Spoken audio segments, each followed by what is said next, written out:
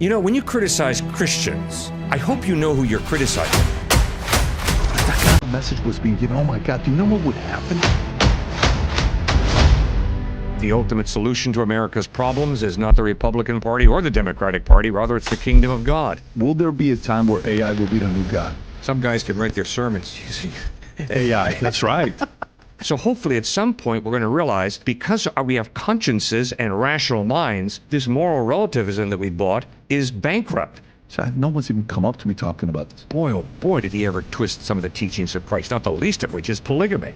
I mean, you can't read the Bible and walk away saying polygamy's good. Every and any major thing that's ever happened in my life goes back to the role that God played in my life. He looks a minister in the face and he says, no, we're not going to pray that God is on our side. We're going to pray that we are on God's side, for God's side is always right.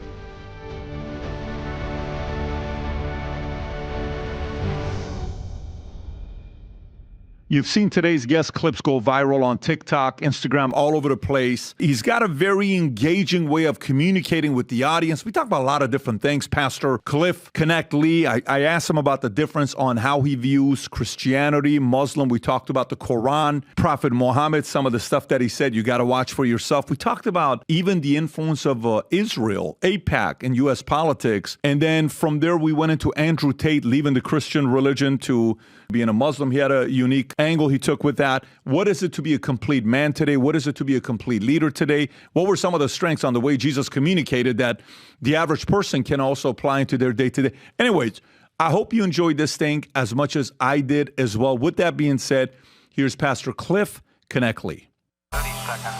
Did you ever think you would make it? I feel I'm so close I could taste sweet victory. I know this life meant for me. Yeah, why would you bet on Goliath when we got betdavid? Valuetainment, giving values contagious. This world of entrepreneurs, we get no value to haters. How they run, homie, look what I become. I'm the one. All right, today we have a special guest. You've probably seen him on TikTok. He's one of the most viral preachers, pastors out there who you'll see him on campuses. They'll ask him different questions varying from the Quran against the Bible, or if God is there, why does, so many bad things happen to people? And he addresses these issues openly with many others. You've seen the clips. And, I talked to the crew. I said, you know what? I'd like to have him here to have a discussion with him about what's happened with faith in America. And with that being said, today we got Cliff Connect Lee here with us. How you doing? Good, Patrick. Thank you for having me. Yes, I looked up your, because a lot of time when somebody becomes a pastor, I'm like, okay, so your son is usually, you do something with him, right? I think it's Stuart.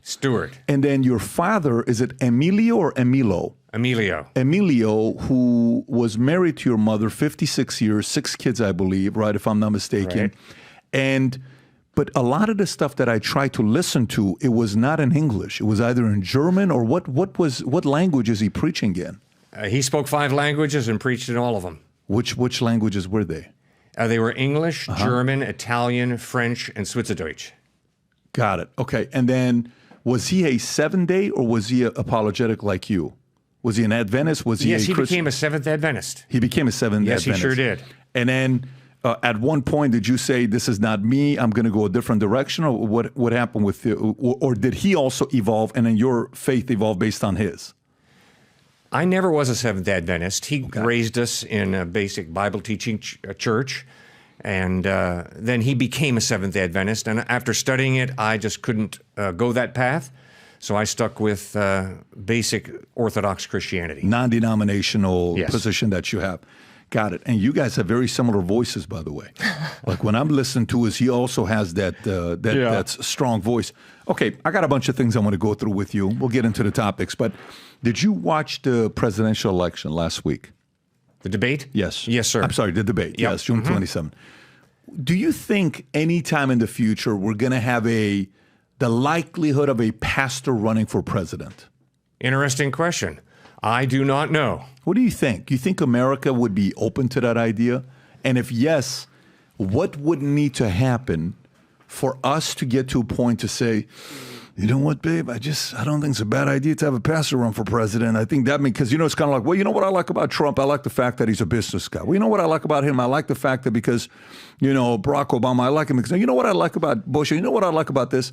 We are able to convince ourselves. Do you think we'll get to a point where we'll say, you know what I like about him? Man of faith, he's preaching. Probably we need a little bit of God today in America. Yeah, I'll give him a shot one time. Will we get there? I don't know. Maybe. Everybody has a worldview, though. And so whenever anybody says to me, well, we're not allowed to have our religion influence our politics, I agree, separation of church and state, which I'm very grateful for, but everybody has a worldview, and our worldview determines who we're going to vote for, what are our important issues, what are our priorities. So every atheist, every agnostic, every Christian, every Muslim, every Buddhist has a view of reality that deeply impacts the way they're going to vote, the way they're going to order their lives. What's more likely? Is it more likely for America to vote for a politician who was a congressman or woman, senator, maybe even a governor that eventually chooses to run for office as a president, but they're a Muslim? Or is it more likely to have somebody that runs for office that's a full-time preacher, pastor of a church, Christian? Which of those two things is more likely? Well, because of where our country's been headed, I really can't answer that question. There's been such a rise in secularism. There has been so much anti-Christian bias that it's hard to figure out what people are going to exactly do. But I'm praying that we're going to have a revival of faith in Christ in this country. I'm convinced that the ultimate solution to America's problems is not the Republican Party or the Democratic Party. Rather, it's the kingdom of God.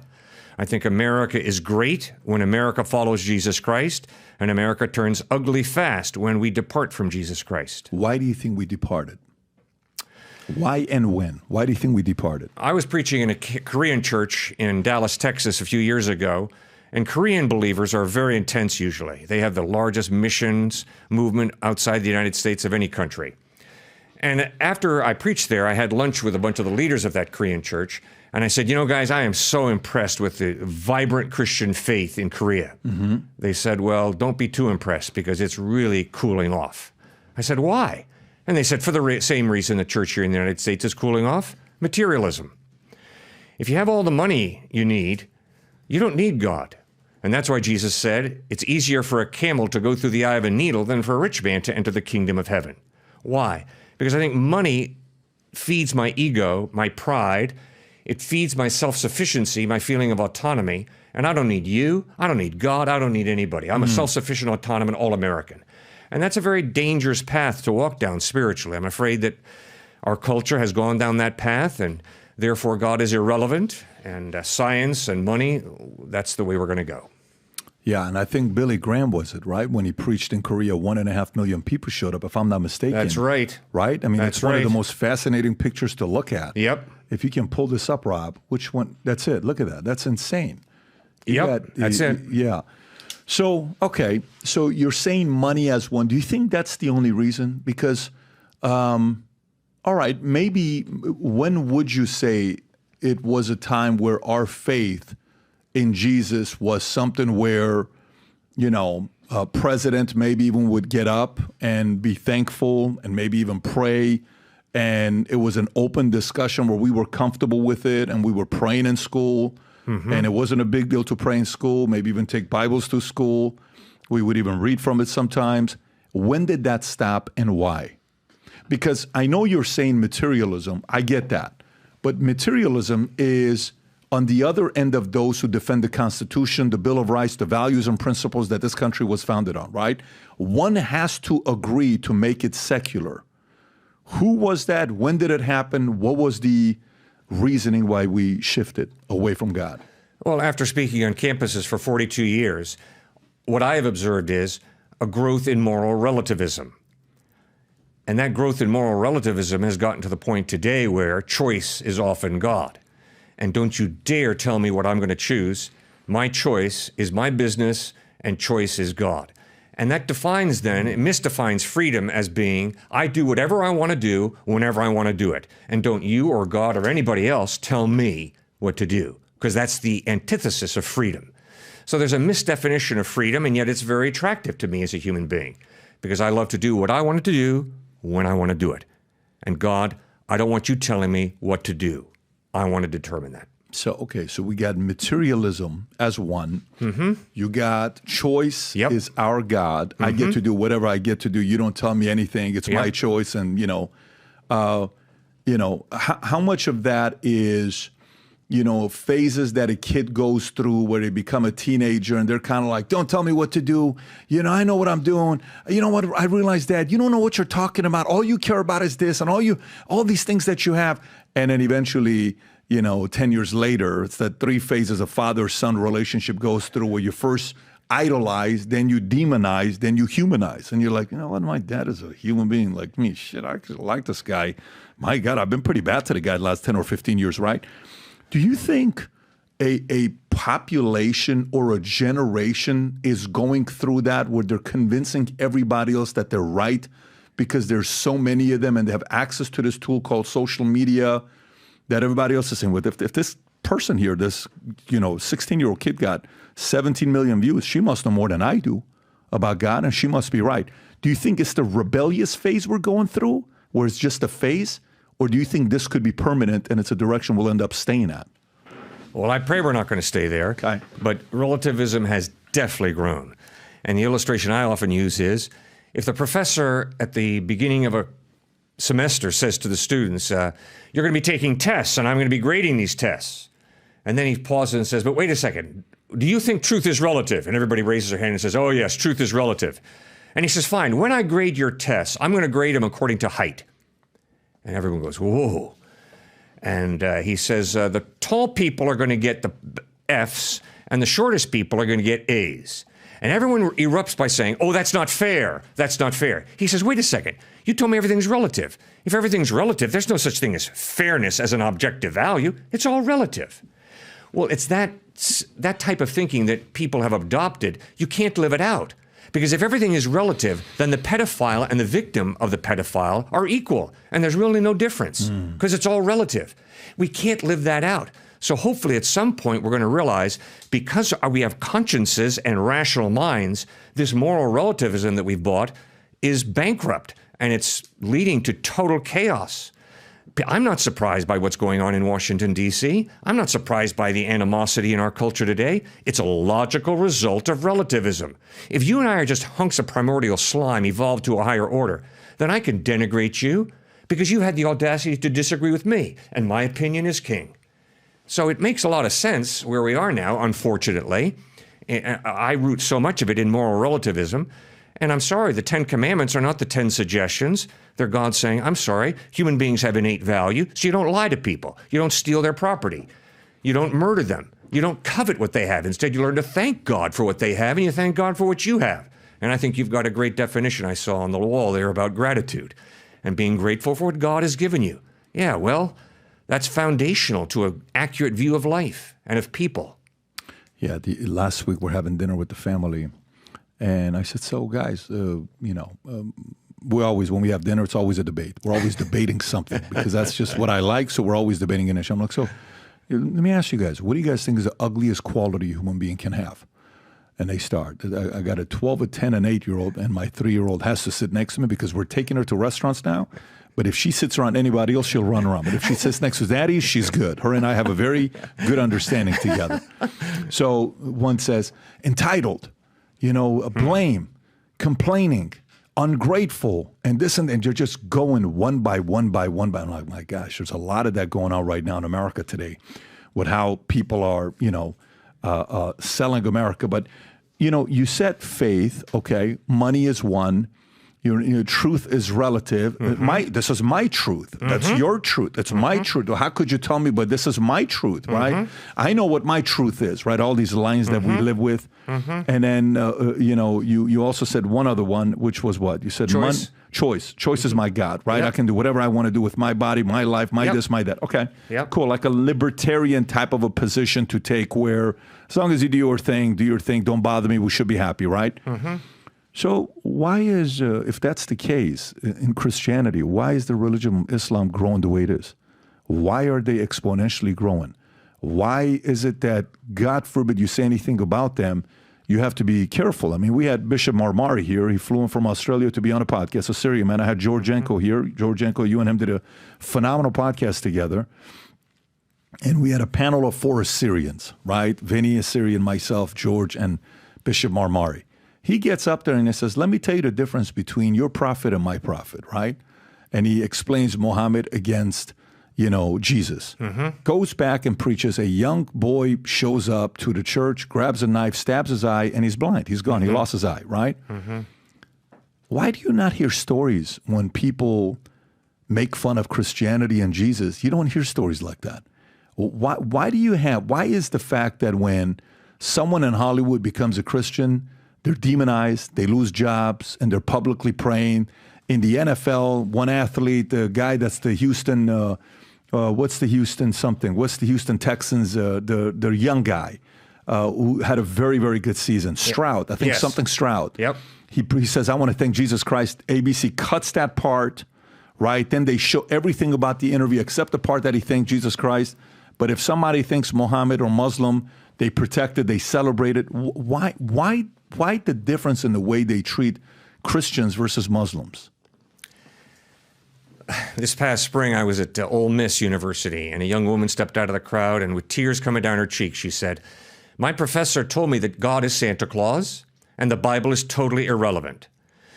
So there has been an incredible leaning towards secularism in the faculty on the major university campuses around this country, and it has had horrible consequences, as Christians' faith has been minimized, ridiculed by some of the most intelligent people in this culture, our university professors. Now, there are many tremendous Christian faculty, and I get to meet them regularly. But there has been a all-out pedal-to-the-metal war against faith in Christ. It's been pictured as arcane, ignoramus would follow it, science is the way to go, and the whole issue of science and faith, that's a straw man. Science and faith don't contradict each other. Faith is answering the question, who created? And science is answering the question, what's the process that goes on in creation in nature? There's no contradiction. And yet even that has been used to minimize the Christian position. Good gracious, Charles Darwin, one of his best friends was a guy named Asa Gray, who was a botanist and who taught at Harvard University. And they corresponded. Asa Gray sent 300 letters to Charles Darwin. And Asa Gray says, Charles, you don't have to reject your faith in Christ just because of evolution. There's an intelligent mind behind this amazing process of evolution. And Charles Darwin couldn't buy it. I personally feel that Charles Darwin rejected Christ because of his daughter who died and because of his uncle, who was not a believer in Christ, who died. So I don't think it was because of evolution, really, if you go down to the fact. But once again, science is used in our culture to minimize faith in Christ. And so it's hard. Now, let's compare the growth of Islam with the growth of Christianity. Christianity is booming around the world, not necessarily in the West, but in Asia, Africa, and South America, faith in Christ is growing like leaps and bounds. That's why when all these new atheists say, oh, religion is on its way out, that's baloney. Not only is Islam growing, Christianity is growing. Christianity is still the largest religion in the world. And if the trends continue the way they are going today, there will be more followers of Christ in China than in any nation in the world. It's incredible, the growth of the underground church in China. Yeah, but why is it that, if they're scared of allowing you to talk about Christianity, but Islam is protected? Why is there a level of fear of criticizing Islam and Prophet Muhammad, but none about criticizing Jesus and Christianity? Well, at times I feel like it's an overreaction to colonialism. Obviously, colonialism has occurred, and Christian nations did colonize. And there was a lot of evil that went on. But that does not change the fact that there have been thousands of Christian missionaries who loved Christ and served people and gave out of their backside and their head to help people get well. I have a younger brother who's a transplant surgeon, and he spent a summer in Nepal helping people. He wasn't there to rip people off or to bring the American flag. He was there to introduce people to Christ and to love people as best he could. But there's been quite a reaction to colonization, and I think it's hopefully run its course. For instance, in this vein, Stephen Carter is an African-American professor at Yale Law School, and Stephen Carter does a great job asking, when you criticize Christians, I hope you know who you're criticizing. The demographic with the largest numbers of followers of Christ in the world is women of color. And the demographic with the largest number of followers of Christ in it percentage-wise in the United States is African-American women. So be very careful when you start criticizing Christians. And yet so many professors and so much thinking in the press in our country has basically said, oh, Christianity is a white Western man's religion. A young lady said that to me at the University of South Carolina. I was just about to answer her. A tall black gentleman steps out of the crowd and says, excuse me, I'm a grad student here and I'm from Ethiopia. Our Ethiopian Christian church is far older than any Christian church here in the United States or in any part of Western Europe. And this idea that Christianity is a white Western religion is totally false. You could have heard a pin drop. But that is the antithesis of what a lot of anthropology and humanities professors are teaching, that, oh no, Christianity is a white male religion, which is baloney. You know the demographic with the largest number of atheists? Mm-hmm. White men, white Western men.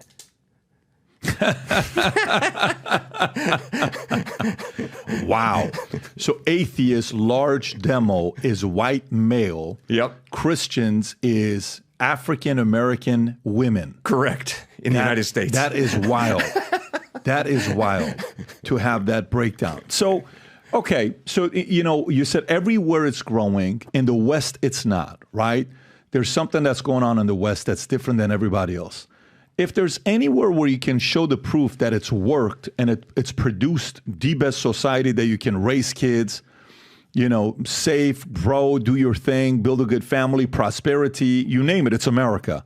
Why, even though we have a case study to show how the right values and principles made America the greatest nation in the world, why not go back and, focus on teaching those values and principles to kids? That's a great question. That's one of the reasons I'm so grateful to God for you, brother.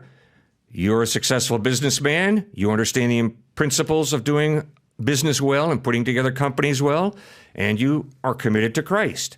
Well, we need more of you who are in the marketplace living out what it means to be a follower of Christ in the practical, nitty-gritty details of everyday life. And this whole idea that if you're really committed to Christ, you're going to be a minister or a priest or a monk or a nun is baloney. It's not biblical. In Colossians 3:23, Paul writes, whatever you do, work at it with all your heart as serving the Lord rather than people. And that's what you as a Christian businessman are trying to do. That's what I as a pastor and apologist on college campuses are trying to do. We're using whatever personality and gifts that God has given us to glorify Him by pointing people to Him and by living out a life of Christ-honoring integrity, compassion, hard work, and using the brains that God has given us to do the best we can. But why is it here? Why is it when we're looking at here, America specifically, where we have the proof that it's worked, why is it becoming popular to demonize it and step away from it? Why are more institutions more comfortable celebrating and dedicating an entire month to LGBTQ Pride Month in the month of June, but we're not willing to dedicate an entire month to the role God and faith has played in America? Why are we giving that much attention? The other day we pulled up the number of days we have that we dedicate to LGBTQ. There's roughly 145 days a year that are dedicated to that. If you didn't know, we even have a Gay Uncle Day in America. I don't know if you knew that, or it's very specific for you to know that because it's important facts, life-changing type of facts to know there's Gay Uncle Day. When is the Gay Uncle Day? Right there, August 14th. It's actually coming up, in the next 5 weeks, Rob. To all the gay uncles out there, we're going to celebrate you on August 14th. Why do we have all of these days? Okay, why are we so comfortable with politicians being like, yeah, you know what? Put another one here, Pansexual Pride Day. Let's do World AIDS Day. December 1st. Let's do a November 28th Transgender Day of Remembrance. November 13th through the 19th. Let's do Trans Awareness Week. November 8th, let's do the intersex, a day of remembrance. May 19th, yeah, let's do the gender pride, day. All of these days, right? And then faith, no, we can't mix them up because that's you're forcing it down people's throat. Don't do it. You don't want to. What makes you separation from church and state? Don't put God. Don't bring faith. We got to kind of do your own thing. You're a little bit too much. You're too religious for me. Why has that been unattractive in America? I think there are a lot of different reasons. But why don't we have an adultery day? Why don't we have a fornication day? Why don't we have a pornography day? Why don't we have a bestiality day? Why don't we have whatever sexual temptation you want to put out there day? I mean, you're right. It's a sad state of affairs. Now, what I am very grateful for is we don't get into gay bashing. Why? Because the Bible teaches that the value of a human being has nothing to do with their sexual practice. It has to do with the fact that we all are created in the image of God. And I have to apologize to my gay friends for the gay bashing that has gone on in our culture. So we despise that, and we stand for the dignity and value of all human beings. But good gracious, I hate the part of me that is sinful. I affirm my value as a human being, created in the image of God, but I hate the part of me that violates God's moral laws. And when I disagree with someone about human sexuality and how they practice it, it doesn't mean that I'm minimizing the person. No, I probably love the person more because I know that my feet are of clay, their feet are of clay, and self-righteousness stinks. When you read the Gospels, you'll notice how Jesus attacked self-righteousness because it's a religious pride. It's religious arrogance. So we have to be very, very careful that we teach people that all human beings have equal value because we're all created in the image of God. The ground at the level of the cross of Jesus Christ is level. We all need his grace. We all need his forgiveness. And just because my sin doesn't happen to be the practice of homosexual sex, just because my sin has more to do with lust and that type of heterosexual sin, doesn't make me inferior or superior to anybody else. We all are in desperate need of Jesus Christ, his grace, his forgiveness, his love, and his power to change. So it's a complex situation. There's no question about it, no simple answers, but there's so many different ingredients that go into this. It's incredible. And I'm still convinced that Satan is having a heyday in our culture, just ripping people away from Christ and ripping them away from the scriptures and having them buy into moral relativism, secularism. I mean, if you just think about the results of living a life without God, it's meaningless. That's why Albert Camus, the great French atheistic existentialist philosopher, said the only question modern man must answer is why not commit suicide? I mean, if your birth is an accident and your death is an accident, then the only thing that lies between these two accidents is another accident, your life. So why continue to suck wind? Why not just end it all? And his point was, if you don't think about that, you're being intellectually dishonest. And the good news of Jesus Christ is, no, your birth is not an accident, and your death is not an accident, and there's eternal life out there. So you better handle life very wisely and very carefully, and you better use the talents that God has blessed you with to make this world more like heaven will be. And that's really understanding and coming to grips with the purpose of life. Yeah. So would you, I know you said gay bashing, so define gay bashing. When you say, I'm also not a fan of gay bashing. This is when we do what? When we minimize a human being because of their sexual practice. We make jokes about them. We start getting in some cases, violent, and that violence has been deplorable at times. When we denigrate a human being created in the image of God just because they're gay or bisexual or whatever. No, all human beings have value. It comes from God. It doesn't come from me. It doesn't have anything to do with their sexual practice. But we all are perverts. I am a pervert. I have perverted the beautiful gift of God, life that God has given me. And that's what sin is. And therefore, we all need God's help to become the beautiful people that he created us to be initially. Right. So do you think, the only reason I'm asking that question is because I think there's an element as well of, I used to pray for 4 things. I used to pray for courage, wisdom, tolerance, and understanding. Mm-hmm. I stopped praying for tolerance. Mm-hmm. And the reason why I stopped praying for tolerance is because I think way too many Christians became so tolerant with any kind of behavior that it's kind of like, yeah, it's okay. Right. Listen, we can't upset them. Right. Because we can't, because it's their truth. You're flirting with it's my truth, his truth, all this stuff, truth, right? You're almost getting very close to it where you're giving them ammunition to come back and say, you see, that's why.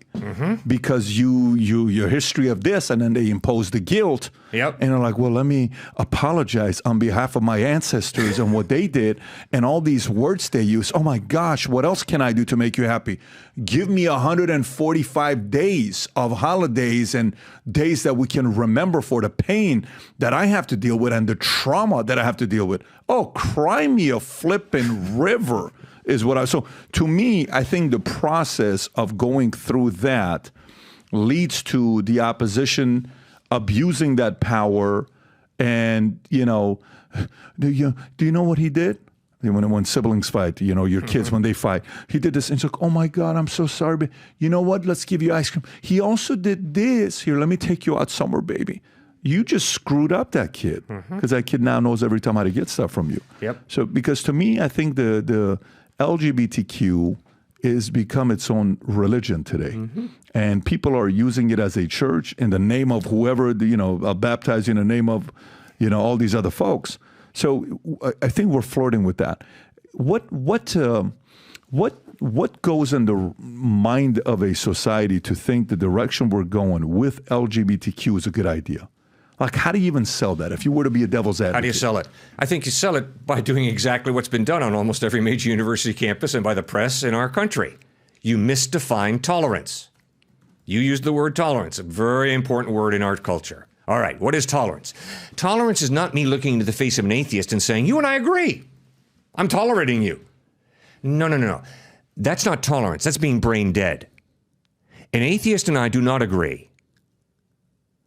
Tolerance is me looking you in the face and saying, all right, you're an atheist, I'm a theist. We disagree. But guess what? I still love you and I still respect you. And we're going to disagree, and we're going to communicate why we disagree. We're going to have an intelligent discussion, which is what the liberal arts education in the United States and Western Europe was based on. A free discussion where we disagree, but we do it respectfully. Now, if I'm going to follow a guy who, as he's bleeding and dying on a cross, prays for his enemies, Father, forgive them, for they know not what they do. That is the essence of tolerance. Jesus did not say, oh, give me more persecution. Stick another nail in my side. No. But he loved and forgave those who hurt him. That is tolerance. It's not saying, oh, we all agree. No, we don't agree. I do not agree with the atheist. I do not agree with the agnostic. I do not agree with the Muslim or the Buddhist or the Hindu. I'm a follower of Jesus Christ, and this is why. But I will tolerate you in terms of respecting you in spite of our disagreements. Yeah, I think when I'm so curious, like I want to know how we got here, and I want to know who thinks this is a good idea. Stats are against us. Our birth rate is the lowest it's ever been, 1.6. People are not having kids. The more you increase the population of gays and lesbians, the less kids are going to be born. And, the more, if you even look at the data of what year we stopped. Rob, can you pull up the data you were showing about faith in 1964 and how it matches the single mothers to where we are today? 1964 is also where Lyndon Johnson came out with his new policies, where, almost, we're going to take care of single mothers who have a lot of kids, and 4% of kids were being born in single mother households. Now it's 40%, skyrocketed, right? And then if you look at, zoom in right there, Rob, Americans are less likely to say religion can answer today's problems. If you go to 1964, look where it's at right there. Look how high it was. And then you can go lower and lower and lower and lower and lower, right? It's a way of getting me to have less faith. Religion considered important, no, 72%. It's getting me to have less faith in that there's a higher power that's going to protect me and take care of me. But there has to be a motive to this. There has to be a reasoning to do this. What would the motive be to do that? As Christians, is it the devil's work? Is the devil using men to do this? What is the long-term motive? Is the enemy trying to find a deceptive way to divide America, to destroy it, and the enemy is on the outside? Is it on the inside? But none of these things make any logical sense that it's a good thing for society. So why do you think this is happening? You think it's an institution? You think it's an individual? You think the adversary? Who do you think is behind it? I think you're being very biblical. It's all of the above. The Bible talks about the world, a world system that's anti-God, talks about the sinful nature that we all are born with, Oh, no, Cliff, we're not born with sinful nature. We're all born good. Really? Then you haven't worked in a daycare center.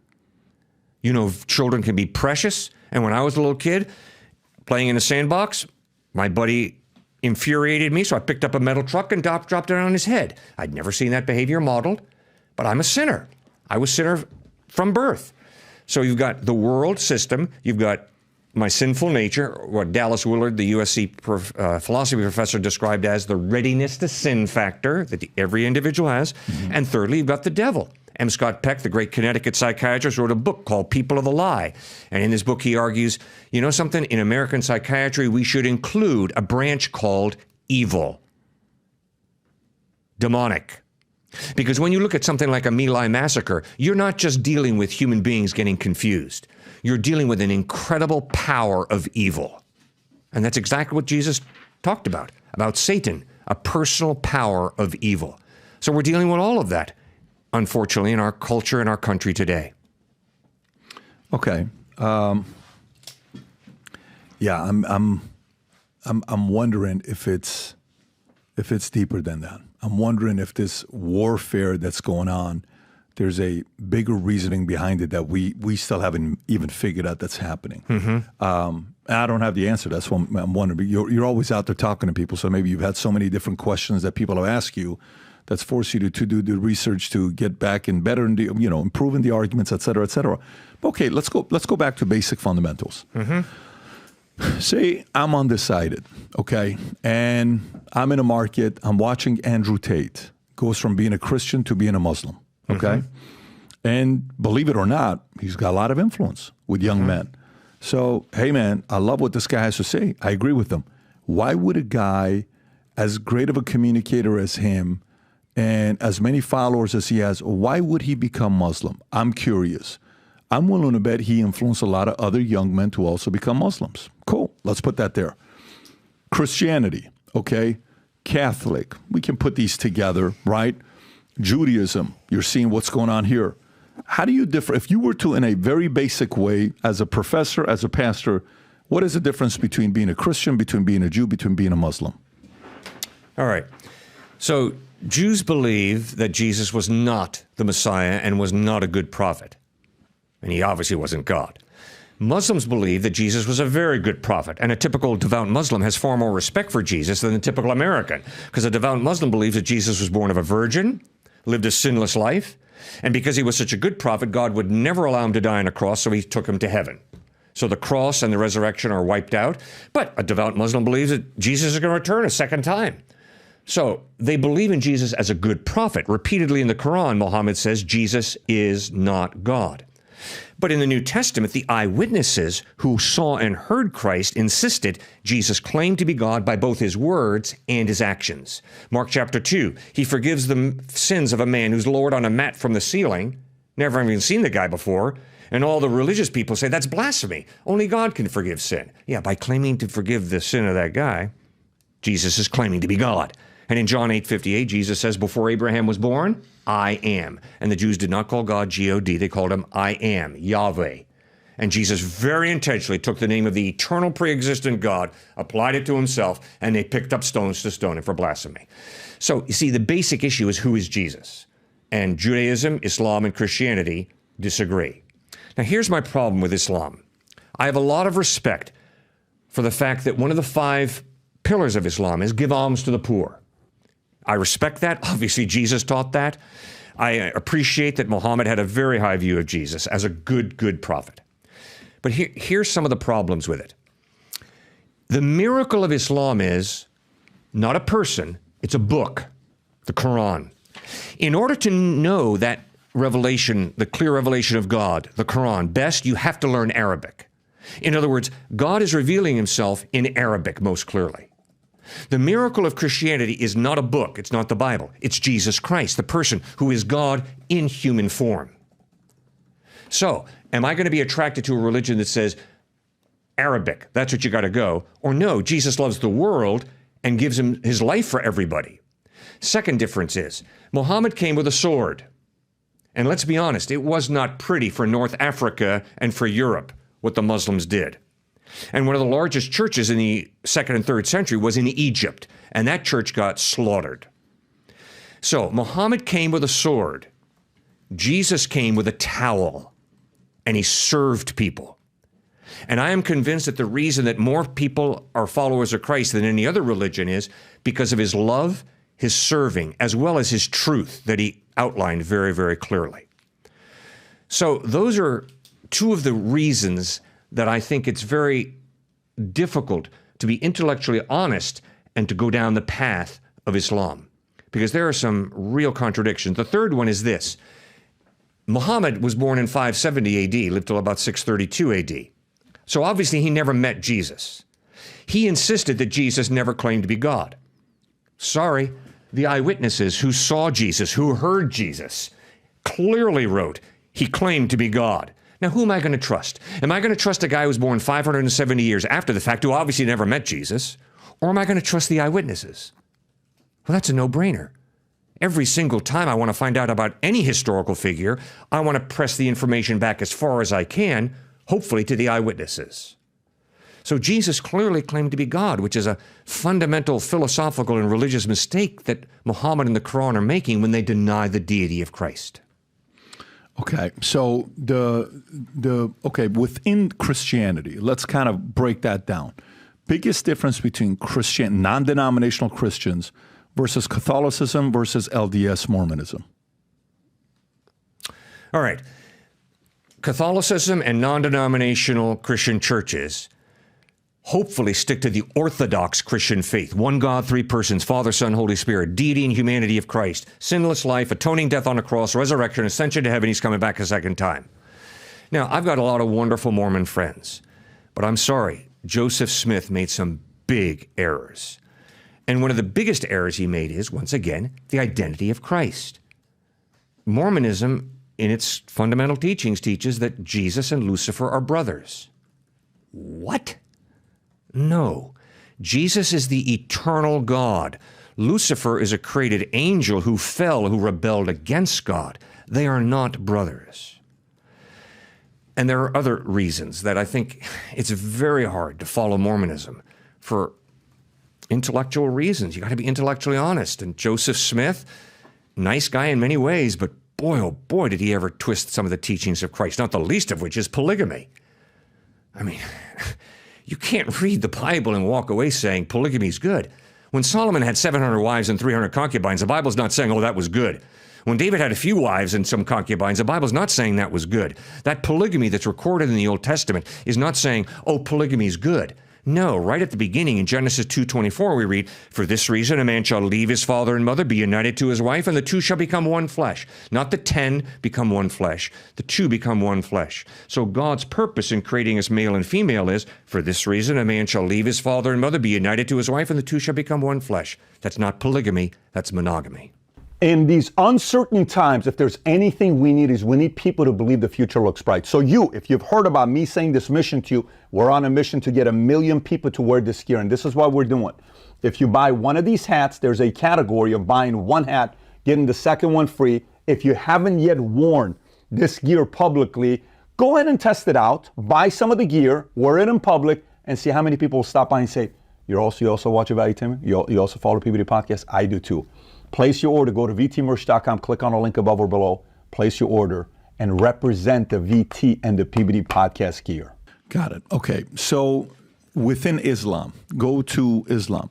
When a Muslim sells the benefit of becoming a Muslim, what are the benefits? If you become one, here's what's going to happen. Christianity, you accept, you're going to heaven, salvation, great. What is it with becoming a Muslim? I think the best reason for a secular American to become a Muslim is because it provides structure. We started off this wonderful time together, Patrick, talking about relativism. Mm-hmm. Well, if you think about relativism enough, you begin to realize that you can never look into your spouse's face and say, you should not have said that.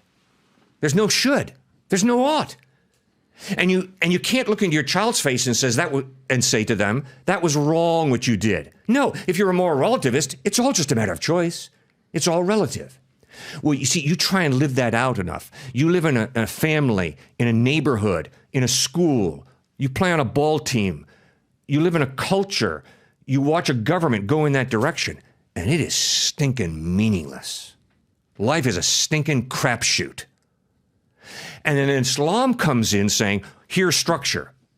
Here's structure for every area of your life. And I think those Americans who have become Muslims have done it largely often for that reason. I yearn for structure.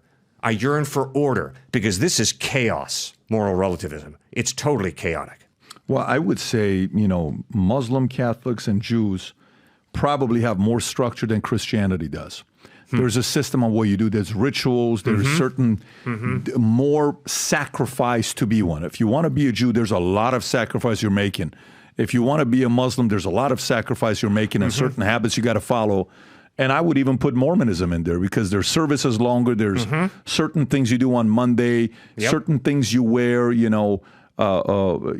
certain structures you have to have financially. It's not just 10%, it's more. There's certain ways you go about it. Kids go in 2 years, learn a language, go to a different place, go to your, what do they call it when you go on your 2-year missions trip that you go on, right? Okay, so that's fine. That's the structure part. But that can't be it. What else are they selling for one to say, yeah, I think that makes sense. I'm open to the idea. Well, I think obviously the Mormons bang away on family, which is great, obviously, tremendous.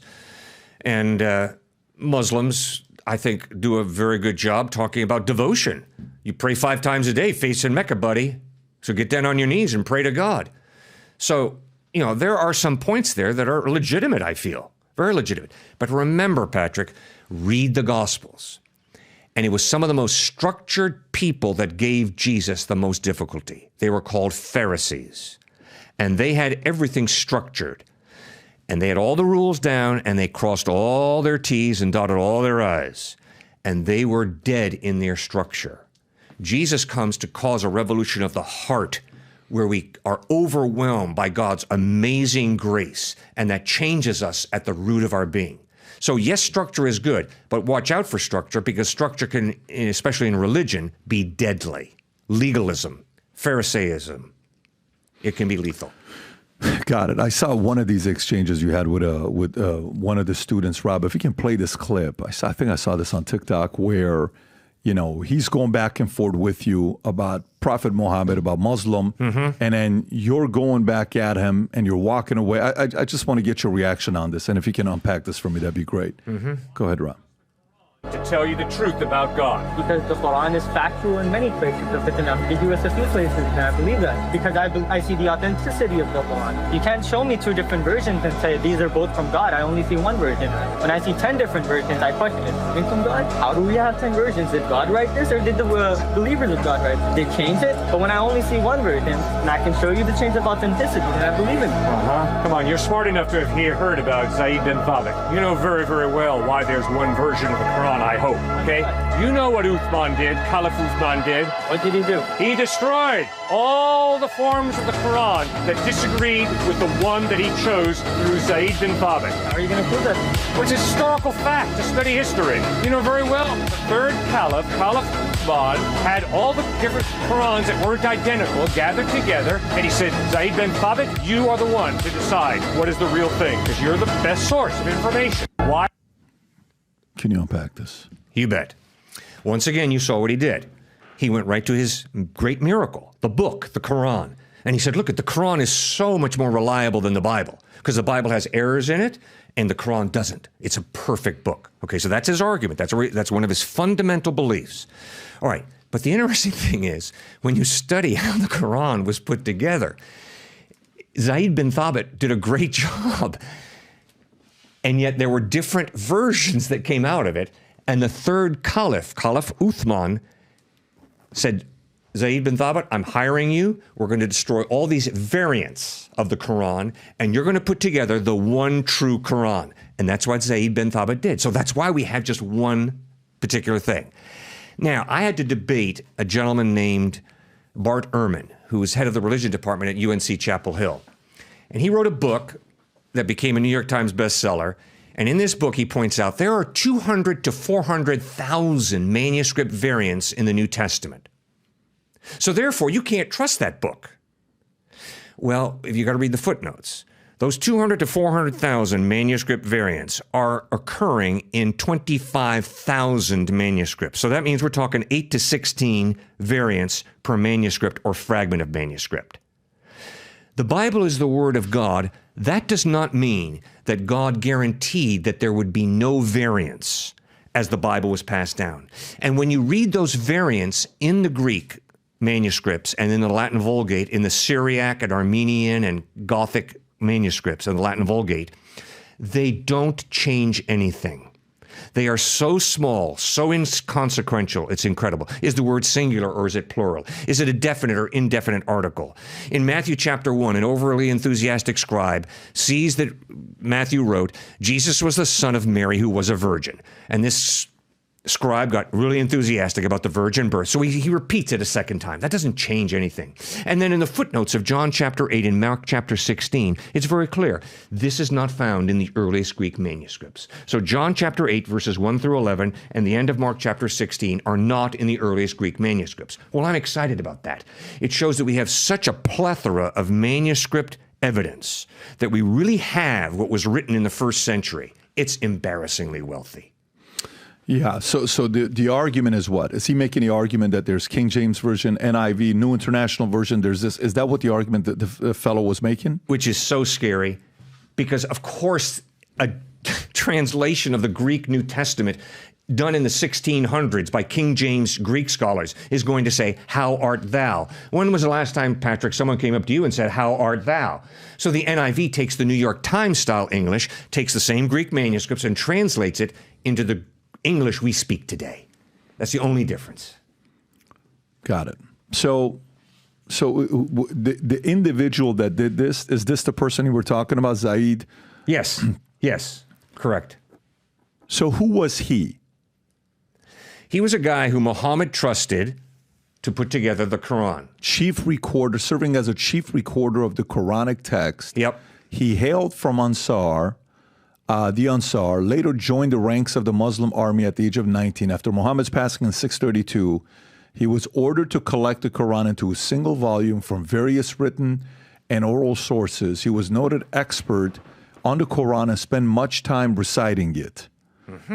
Biography. Keep going a little lower, Rob. Completion of the Quran. Keep going lower, keep going lower, keep going lower. I wonder if Wikipedia will give what you're saying. Go lower, Rob. Death. Sources differ about his death. However, the fact that he died in Medina 665 is taken as authentic. Said stated, I attended the funeral of Zaid bin Thabit after he had been buried. Ibn Abbas said, oh, you people, whoever wishes to know how knowledge leaves us should know that like it is. It is like this knowledge leaves. I swear by Allah that a great deal of knowledge has just left us today. So this has been documented. What you're saying, this has been documented by who? That event actually took place. I don't have the footnote on that one. That's a good question, Patrick. I can get that for you, though. Yeah, no, because you said it, and I'm wondering what he was responding to it, where he's like, you know, because you said, you know it, you know who this is, you know what story I'm telling you, right? Right. So that's been documented by other people. Yes. Oh, yeah, it's been and other students like him. After I say that, they get together and they say, yeah, that it did happen that way. And so we don't have an argument. But I should get the footnote. That's a very good point, Patrick. Yeah, I'm just, you know, when it comes back to and by the way, there was a number about how many Americans have become Muslims. Rob, can you go pull up the number? It's actually not a big number. I think it's like 25,000, 20 or 25,000, of which 75% are women, by the way. 25% are men. I don't know if you know that number or not. If I'm not mistaken, can you pull it up? What percentage of Americans have converted to Muslim? Yeah. Rob, if you can pull that up. So let me see here. How many? There it is. Yeah, 20. With some saying that as many as 20,000 have been, of which, if you look it up on the Pew Research, on the left one right there, Rob, click on that. I think 75% of them are women. If you can click on that, how many Americans?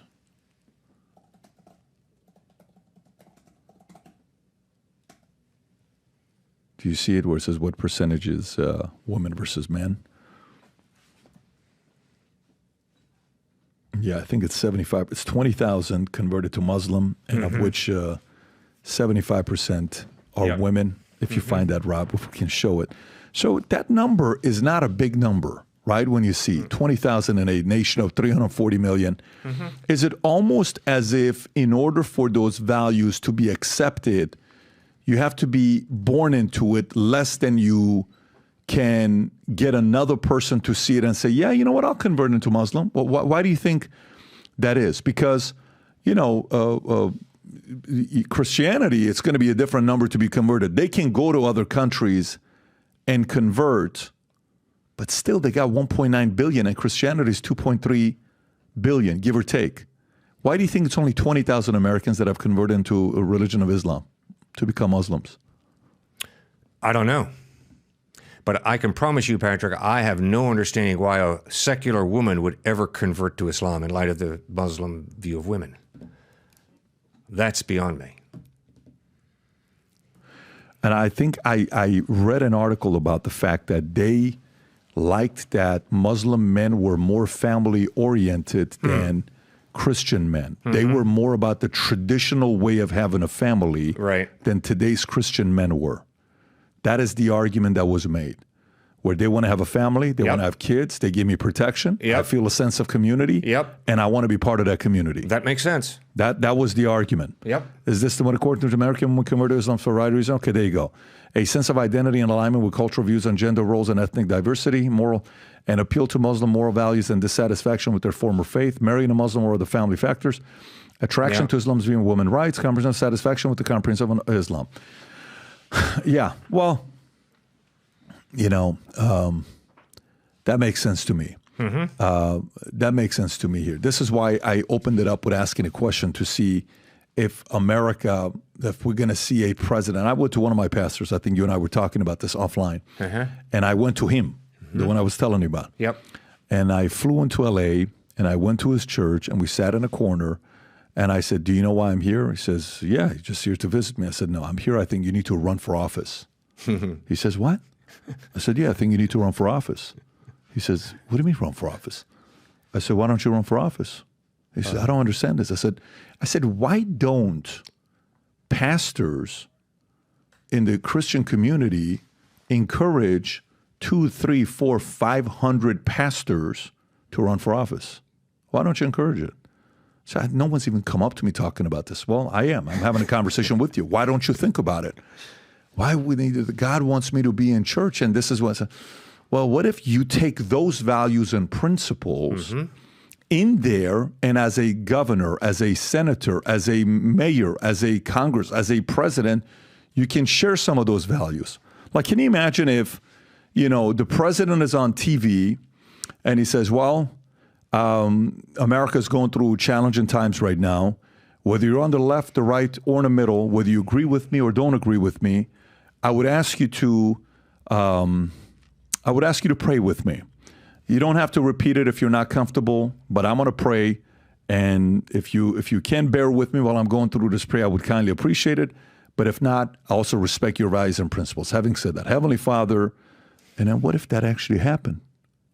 And then what if when we're going through these difficult times, somebody said, when I'm going through it, I lean on faith and I lean on God and I lean on his judgment. What if we went back to selling the dream about at one point, we got what we wanted with these founding fathers, and all we're doing is sometimes sitting there and bashing what they did, and we forget what things we've done. Some of us act like we walk on water, this next generation. I know I don't walk on water. I know you don't walk on water. Why are we treating everybody like they walked on water? Why don't we give them the same grace that you want to have from us? Why don't we do that? What happened to us, right? What if that kind of a message was being given? Oh my God, do you know what would happen? 100 million people would be sitting there. They would get off TV and say, what just happened right now? What just happened right now? The fear of God comes back in, encouraging people that night to say, if you can do this, please, tonight, take 5 minutes, take 10 minutes. Even if you haven't prayed, pray. Why don't you do that? I remember when I was an atheist, 25 years of my life, and I'm in the Army, I had one of the higher PT scores, so they allowed me to get away for the weekend with this man. And the only agreement that they had is I had to do Bible study with him for 1 hour per night. It was like 30 of us or whatever. And this is 97, which at that time it was okay to do. So we go to this man's house. He's probably in his early 70s. And we would do the whole thing. And he was on a lake, so we would jump in the water and we would play pool. And I would always be in the corner of billiards all the way in the back. I didn't want to hear any of it. I'm like, stop. You know, I don't trust pastors. I don't trust churches. I don't trust any of this stuff. And he's doing what he's doing. And at the end of the 3 days, he gives me his Bible. And he says, hey, my parents gave this to me December 24th, 1974 as a gift. He says, I think you need this more than I do. I said, trust me, you're wasting your time giving it to me. So I'm telling you, I think yes, keep it to it's a gift from your parents. He says, no, just take it. Do whatever you want to do with it, but I'm going to give it to you. Wow. Gave it to me, right? And then a few years later, going through the process, and then I'm 24 years old, 25 years old, doing Bible study from 6 p.m. to 2 o'clock in the morning in Pasadena, California. Wow. And then eventually I'm in Pasadena, Old Pass on Colorado, standing outside of nightclubs, holding a sign, John 3:16, at 25 years old. And in 2003, Rob, can you type in 2003 Rose Bowl, Billy Graham? Billy Graham came and preached at the Rose Bowl. Yeah. For 4 days. It was Thursday, Friday, Saturday, Sunday. I went every single day except for Saturday. And I went and that's it. I was there. Every single day I was there. Wow. And they eventually called it the Billy Graham Day. In Pasadena, they created a Billy Graham Day. Yeah. And you're standing there and you're watching him do his thing. And Rick Warren brought him up and guys were performing and, singing. And it was a beautiful thing. But then slowly but surely, this idea of fear of the Lord and wanting to have the favor came in.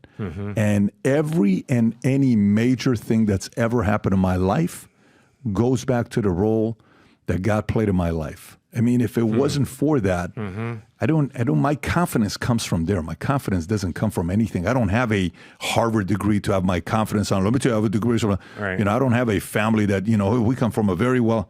No, my confidence came from that part. And I think beautiful. I'd love to see more where we stop acting like gods and we give credit to a higher power where we're being held accountable. And we encourage kids, parents, mothers, fathers to see their jobs as a, responsibility to do something with it. We don't have that right now.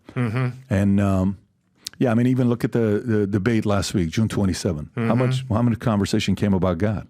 What did you see about God? What rock? It's not even a topic anymore. We don't even think about it anymore. Just kind of like, hey, do what you want to do and go about it the way you want. But yeah, that's why I'm curious if there's gonna be a movement of pastors running and what that would look like. What that would look like. Why not? You're a great storyteller, pastors. Good ones are great storytellers. They know how to tap into history. You have an element of historian.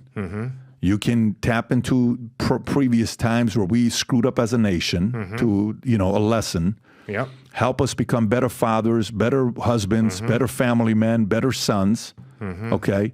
Better citizens to society. There's a lot of different qualities that would bring. But maybe just for a case study side, I'm curious to see what it will look like. Fascinating. What it would look like if we got there. Yeah. Your favorite people to debate, when you're going out there and you're talking to kids, what's your favorite conversation when you're having with them? What is your favorite where you actually enjoy? You said, okay, we disagree, we're not on the same page, but I enjoy kids on campuses who do X, Y, Z. You bet. What I really enjoy is talking to someone who has totally dismissed God, was an atheist like you were at one point, totally dismissed Christ. And I love to begin to pile up the evidence that God exists, a lot of evidence that God exists, a lot of evidence that Jesus really rose from the dead, a lot of evidence that the New Testament Gospels are historically reliable. And when I begin to see the eyes change and the facial expressions change, and when I begin to watch them realize, oh gosh, I can't dismiss God as a fairy tale. I cannot dismiss Jesus as a fairy tale. Instead, I'm going to have to take him seriously. Oh, Patrick, that just lights my fire. Yeah, I bet. When you're out there having these Is there a common thread you notice that comes up where you can sit there and say, yeah, I can tell, from this university, Ole Miss, you guys were all bringing this up. From this university, they said this. From that university, they said this. Where you notice a common thread amongst what professors are telling kids, where they said, my professor said this, my teacher said this. Do you notice a trend and a pattern? Yeah. There are different academic levels on different campuses. The Ivy League schools, Stanford, have a reputation that they've earned. There are other schools where it's very difficult to have an intelligent conversation where you go point, counterpoint, and what's the evidence for what you believe. So there are some differences academically, intellectually, but coming to faith in Christ is not primarily an intellectual thing. It's primarily an issue of the heart. I'm a follower of Christ because of God's love that was shown to me through my dad and my mom, and there is nothing that's going to dissuade me about Christ because I have experienced his love in my life. But then as you grow, you have to think it through in terms of, is this the truth, or was I just cleverly hoodwinked by my parents in believing this? So you've got to be a skeptic, and there's a place for that. And I was just reading the Gospels with the question, how many times did Jesus ask questions? Do you know he asked over 290 questions? And he asked the question, what do you think? What do you think? A man had 100 sheep. One wandered away. He leaves the 99 on the hills and he goes looking for that one lost sheep. What do you think? And he's challenging us to think clearly through the issues. So that's why it's such a privilege to talk with people and ask, what do you think? I was speaking after doing open air at Columbia University. I had the privileges of joining a class that was studying the difference between Calvin and Zwingli's view of war. And the teacher, the professor, was a postdoc grad from England. And it was a brilliant class. After the class, I'm walking out with the professor. I said, Professor, that was an amazing discussion. Thank you for treating me to that. Now, let me ask you, sir, what do you believe? Do you believe in God? Do you believe in Christ? Or what's the option? And this brilliant guy looks me in the face and says, I am not a good person for you to ask that question of. That's scary. That's an unexamined life. You don't know what you're living for. You haven't analyzed what motivates you through life. Did he tell you why he's not the right person to ask that question? He just said, I can't answer you. It's this big myth of agnosticism that you can live your life not knowing, and that's intellectually acceptable and intellectually respected. Patrick, it's impossible to live an agnostic life out. You have to decide, is this person valuable or not? If so, why or why not? You have to answer the question, what's the purpose of my life? What are my ambitions and goals? You have no choice. You have no choice but to make ethical decisions every day. Do you cheat the IRS or do you pay your taxes? You have no choice but you have to answer the question every day. Am I going to lie or tell the truth? Am I going to cheat and steal, or am I going to respect another person's property? And then, by golly, you're going to have to sit in funerals of grandma and grandpa and mom and dad. And I'm sorry, if you don't ask the question, is there life after death or not, you're brain dead. Am I going to see this person again or not? So you have to answer those questions. All of them. Everybody does. And that's why this idea of I don't know, you can't live that out. You have to say, no, I'm never going to see this person again. Yes, I am going to see this person again. Why? Why? Yes, there is a purpose to my life. This is it. Why do you believe that? Yes, I think there are some moral absolutes, maybe not many, but at least a few. Why? Who defines those moral absolutes? Who defines the purpose of your life? Who sets the ambitions that you are following? I mean, if you're a halfway thinking person, you've got to examine what's going on inside. What are you doing with your life? You can't live agnostic. If you ask me, hey, Cliff, you like Coke or Pepsi? I can say, I don't know, I'm agnostic. You're right. I don't know whether I like Coke or Pepsi. And guess what? It really doesn't matter. But when it comes to God and the question of human value, human purpose, ethics, and is there life after death, you have no option but to face those questions. Could it be because folks who say that, they're so logical and everything has to be proven now, where the idea is no matter what I do, I will never get 100% answer to those questions. So why put my energy into something that is either faith or it's never going to be 100%? Why would I do that? It's not worth me doing that. You're absolutely right. Okay. And here's what's wrong with that. You and I have beautiful wives, don't we? Mm-hmm. Do you know your wife 100%? No. No, and I don't know my wife 100%. Mm-hmm. Does that mean you and I can't have a relationship with our wives because we don't understand them 100%? No, we have a wonderful relationship with our wives. In other words, you've got to live with mystery, and I got to live with mystery. And if I can't learn to live with mystery, I'm going to have a horrible relationship with my wife, and you will have a horrible relationship with your wife. To demand that our wives tell me everything there is to know about them, they could never do that, and I couldn't grasp it. Well, if that's true about our relationship with our wives and our children, how much more true that is about a relationship with God. Where on earth do I get off of this intellectual arrogance that says, unless God answers every question I've got, unless I can understand everything about God, I can't believe?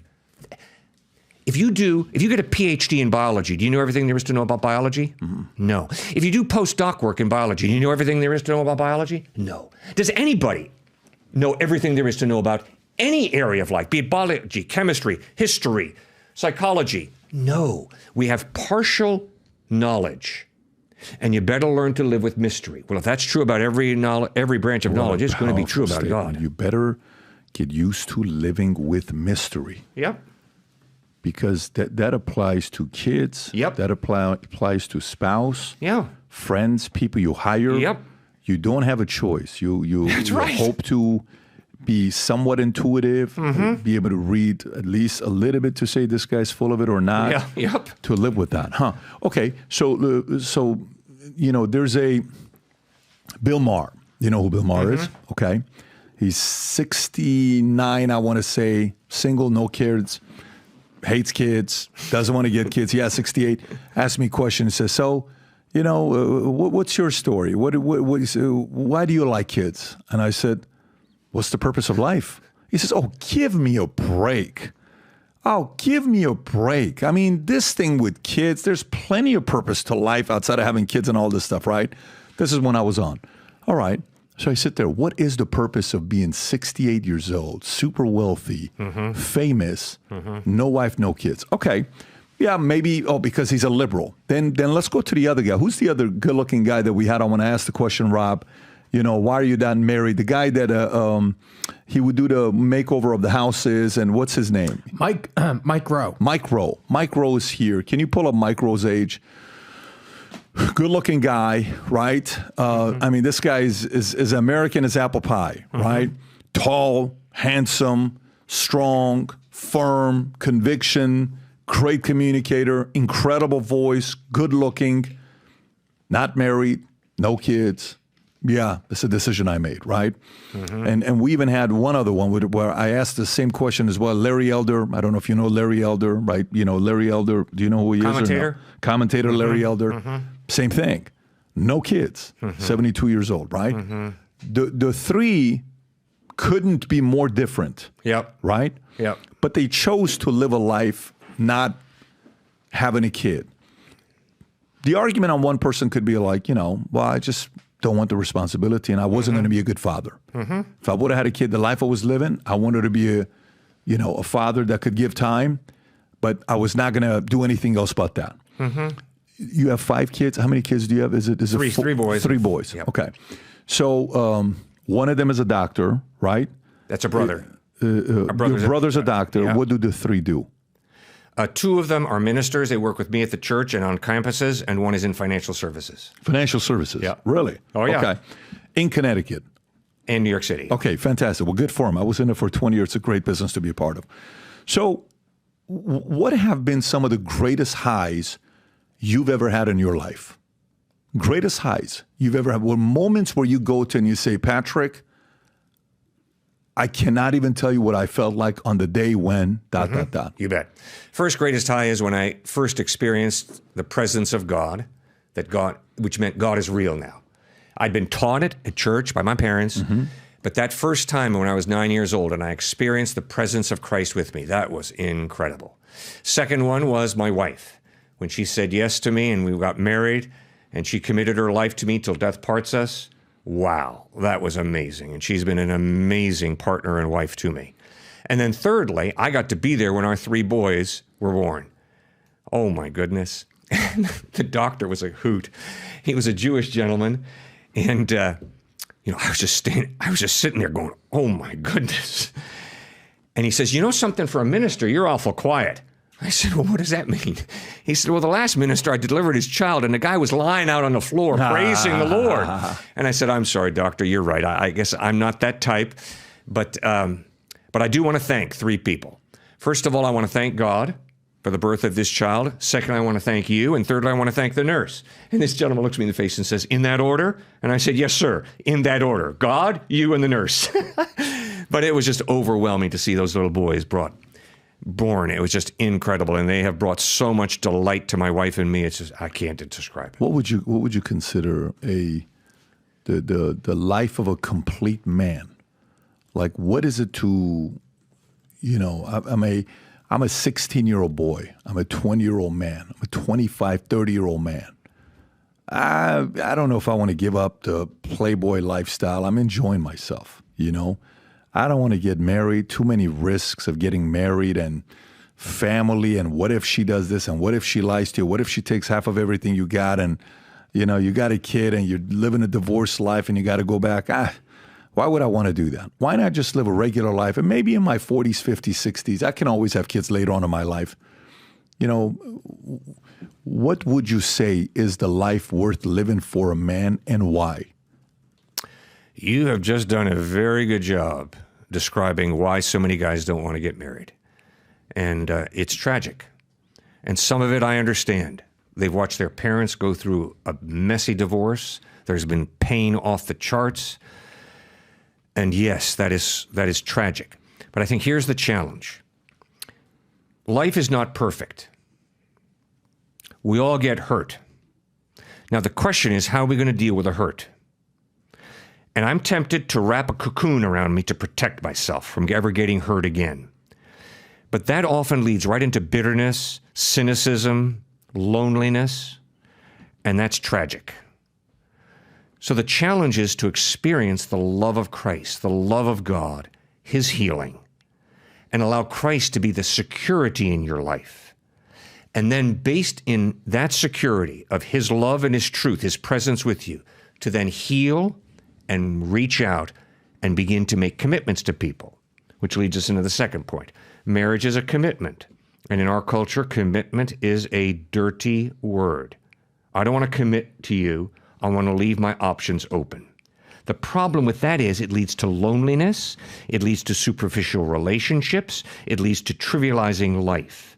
When you make a commitment to a person, you bring security into their life by telling them, I'm going to be with you till you die. Do you know how much security that brings into another person? Do you know how much strength that brings to another person?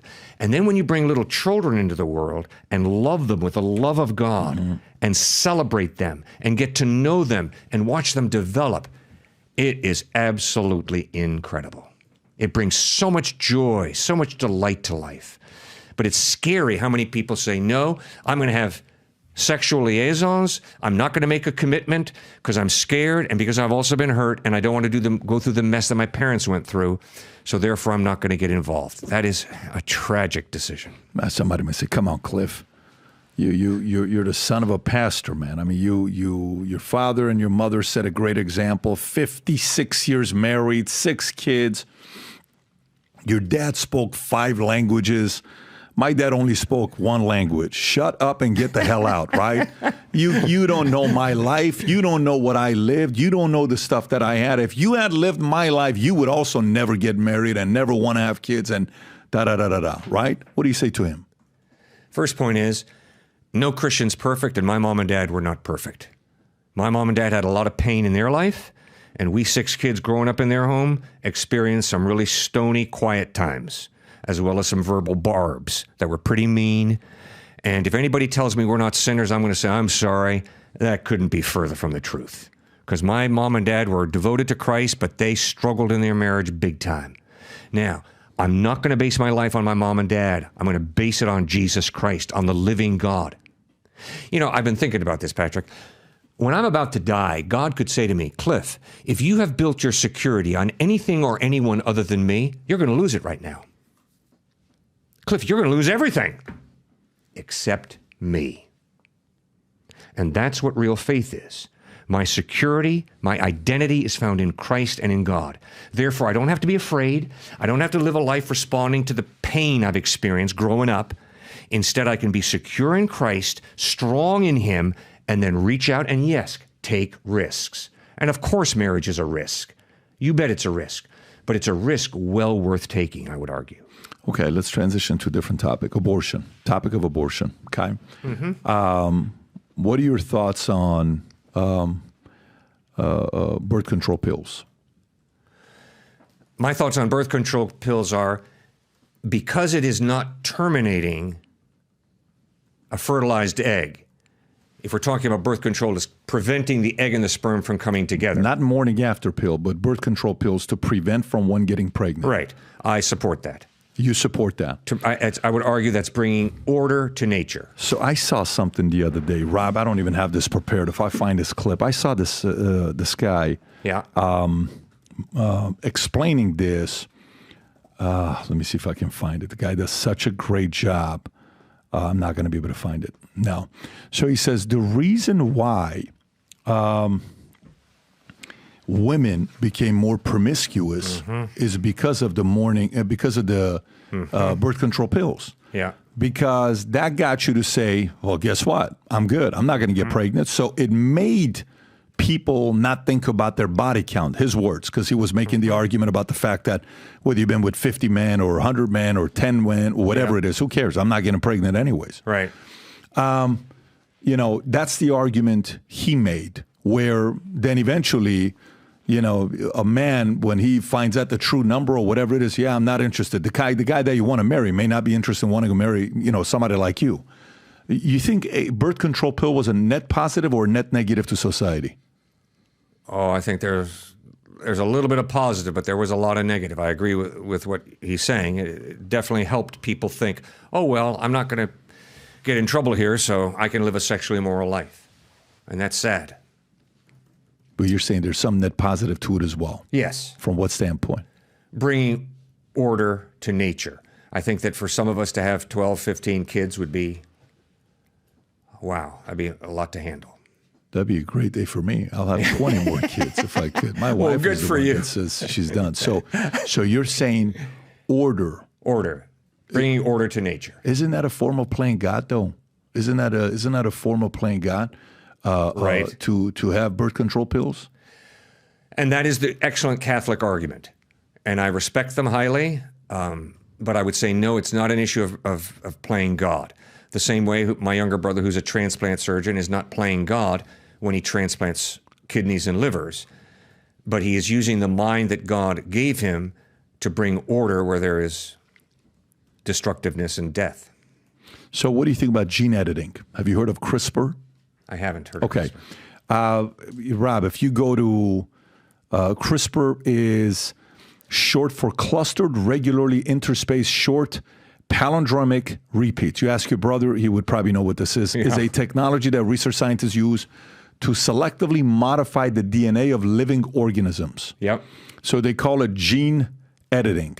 So, where they can, there was a clip about gene editing where a person can go in, husband and wife, and doctor asks, so how tall would you want your son to be? 6'4". All right. What color eyes would you want him to have? Green, skin tone. A little bit of, a little bit right here shit. Okay, got color hair. Okay, muscular development. How about this? How about that? Where you get to do gene editing to pick and choose what your future child could potentially look like. Yeah. How would the relationship of God and faith and Christianity, would there be a contradiction with gene editing? I think there could easily be, yes. And I think there was a real contradiction when it came to eugenics and basically doing away with Jews, African Americans, through horrendous medical practices. And obviously the abortion issue was figuring in there as well. And that was racism up the wazoo, pathetic. Racism? Sure. Let's wipe out African Americans and just abort little black babies right and left in the name of, well, I won't go any further. But embarrassing. Totally embarrassing. And I think that there were some Americans who were part of influencing Hitler when it came to Aryan supremacy and helped him justify what he did to the Jewish people in the Holocaust. And there was some of that type of thinking going on in certain leaders' minds in the United States, unfortunately. And that's unacceptable for a follower of Christ. You seem to be a man who maybe would have an opinion on this. You know, October 7th, Hamas attacks Israel. Yep. Okay. They come in, boom, you hear the stories, turns into this war that's been going on since then. Yep. Protesting in America, school, you're seeing naked girls in streets wearing a shirt says pro-Gaza or free Palestine with literally nothing on. And they're saying for Palestine, free Palestine. And then on the complete opposite side, you're seeing an argument coming up where Thomas Massey, I believe, if I'm not mistaken, it says, why is it that everybody in D.C. has somebody that they sit down with and they talk to, they meet with an AIPAC representative? What kind of influence does Israel have in U.S.? This is a Christian nation. Why does Israel have so much influence over this nation? Where do you stand with the whole Israel-Palestine war and the stories that we keep hearing about? A thug is a thug. I don't care if they're Hezbollah, Hamas, Israeli, Palestinian, American. A thug is a thug. And Jesus Christ calls us to be peacemakers. That does not mean that we put down our arms. I am very grateful for your service to our country in the 101st Airborne. And why do I support military? I do not support American troops killing people in order to keep gas prices low at the pump. I encourage ROTC students to become conscientious objectors if America ever asks them to do that. But to prevent the slaughter of innocent people is good.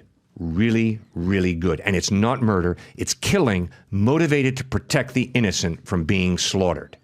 Now, one of the most conservative Christian groups in the United States, the Amish people, are total pacifists, and they take the teaching of Jesus. If someone strikes you on the right cheek, turn to the other also, and they apply it to across the board. I think that's a misinterpretation of Scripture, but I would never try and change their opinion. I have great respect for them. But when it comes to Israel, Palestine, Hezbollah, Hamas, Ukraine, Russia, China, North Korea, a thug is a thug. And Christ calls us to be peacemakers. And unfortunately, I think that at times that requires we use force as we're able to. I mean, if you and I go into a restaurant, a guy pulls out a machine gun and starts blowing people away. If you hit him high and I hit him low and we break his neck in the process, that is not murder. That is killing, motivated by a drive to preserve the innocent from being slaughtered. And I would argue that that is just. Why do you think on so many campuses the argument's being made if this is not fair, this is a genocide, why are you letting this happen? Why does, Israel have a open, permission to go do whatever they want to do to anybody else? Why do they have such wide influence where they control so many different powerful institutions? Why do you constantly bow down to, Israel and allow them to do whatever? I mean, this is said by a lot of different people. Right. Why, and it's to a point where guys who went to Harvard, billionaires who gave money to these institutions, $100 million, $200, was like, listen, I'm done with you guys. I don't know what the hell you're talking about. Where it's almost causing many Jews who historically have always been Democratic, because that's been the party that's been kind of like, been on making them feel safe. They're like, listen, I don't even think the Democratic Party is for me anymore. I kind of got to look at other options for myself right now. We've never gone through that before. What do you think about this movement that's happened specifically the last 7-8 months? I have to be very careful, Patrick, because I have not thought it through well enough. But that's why I answered you the way I did at first. A thug is a thug. I don't care if they're Jew, Arab, Hamas, Hezbollah, American. During the Civil War, a minister came up to Abraham Lincoln and said, President Lincoln, let's pray that God is on our side in this horrible conflict. And I love Abraham Lincoln. He looks a minister in the face and he says, no, we're not going to pray that God is on our side. We're going to pray that we are on God's side, for God's side is always right. And it's far too easy to take God and use God to baptize my particular cause, my particular passion. And we've got to exercise humility and be careful of that. Very well put. We got to make sure that God's on our side, but the fact that we are on God's side, pretty wild. By the way, you talked about Jesus earlier, the fact that he asked over 290 questions, right? Yep. What made him a great communicator? Like, what can the rest of the world learn about the way he, was that good of a communicator? First of all, his authenticity. John the Baptist. Why did he have John the Baptist be the predecessor? I mean, that dude was weird. The authenticity of John the Baptist and the authenticity of Jesus Christ were off the charts. And I think all of us long for authenticity. We're sick and tired of hypocrisy and insincerity and what's your angle and how can you use me and manipulate me? No, the authenticity of Christ was incredible. Secondly, he went right for the heart. He spoke to issues that were so relevant, so important for all of us. Thirdly, he spoke very clearly. He used analogies right out of nature, right out of everyday life. The parable of the sower in Matthew chapter 13. A farmer went out to sow, and some seed fell on the path, other seed fell on the rocky soil, and other seed fell among the thorns, and other seed fell in the good soil, and it grew and produced a great crop. So he was in touch with his culture, he was in touch with his Father, and he spoke in ways that people could understand. Authenticity, went to the heart, spoke clearly, analogies, and metaphor. And apparently he asked a lot of questions. He sure did. And his question was, what do you think? I like that. What do you think? Yeah. What do you think? What do you think? It's probably one of the most common questions we ask here, right? What do you think about this? What do you think about that? Good. Do you follow Neuralink? Are you close to what Elon Musk is doing with Neuralink? I'm not. The chips to put in your head. Yeah. Have you heard about that? I've heard about it, but I don't know much. You don't have an opinion. Yeah. What are your thoughts about AI and what direction it's going? Is AI going to get us to be closer to God, or is AI going to get us to say, hey man, the new God is going to be AI technology, I think we're making so much progress that I don't know if we're going to need, maybe people are going to be saying this, I don't think we need it as much as we did before because AI is the new God. Will there be a time where AI will be the new God? For some people, yes, and that'll be tragic. But that's been true all along. We live in a culture where science is God for a lot of people, for far too many people.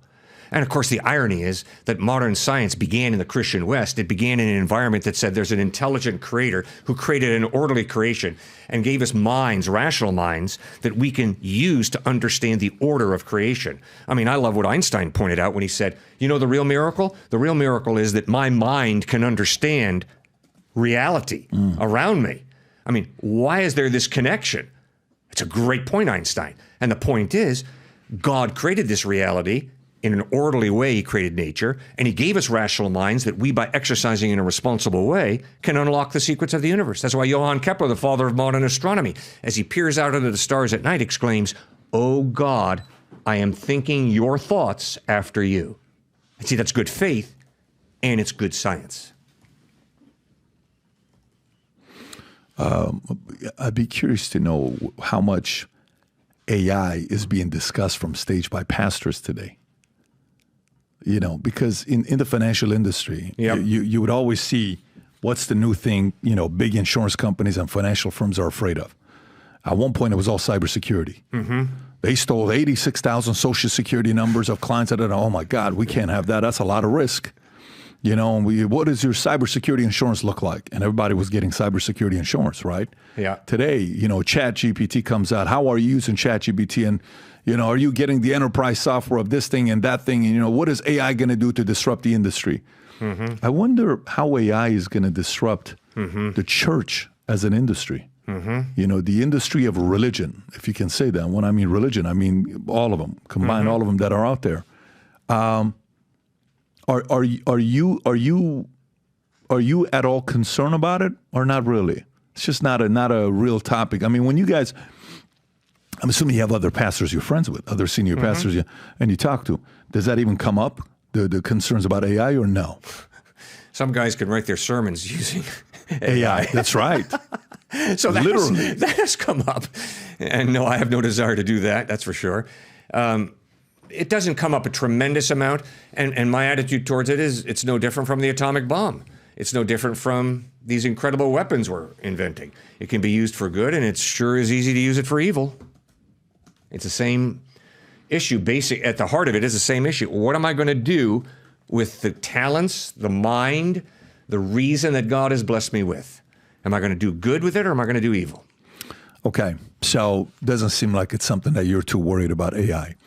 Although your church looks like it would be a headquarters campus of Apple when they were smaller. I don't know if you guys, Rob, have you seen the church's pictures? Go to images and well, that's the sickest campus there, but I'm not even saying that. Go a little lower. Look at that. Keep going lower, Rob. There's a whole picture of what it looked like. The one right there in the middle to the left. No, one down right there. Look at that.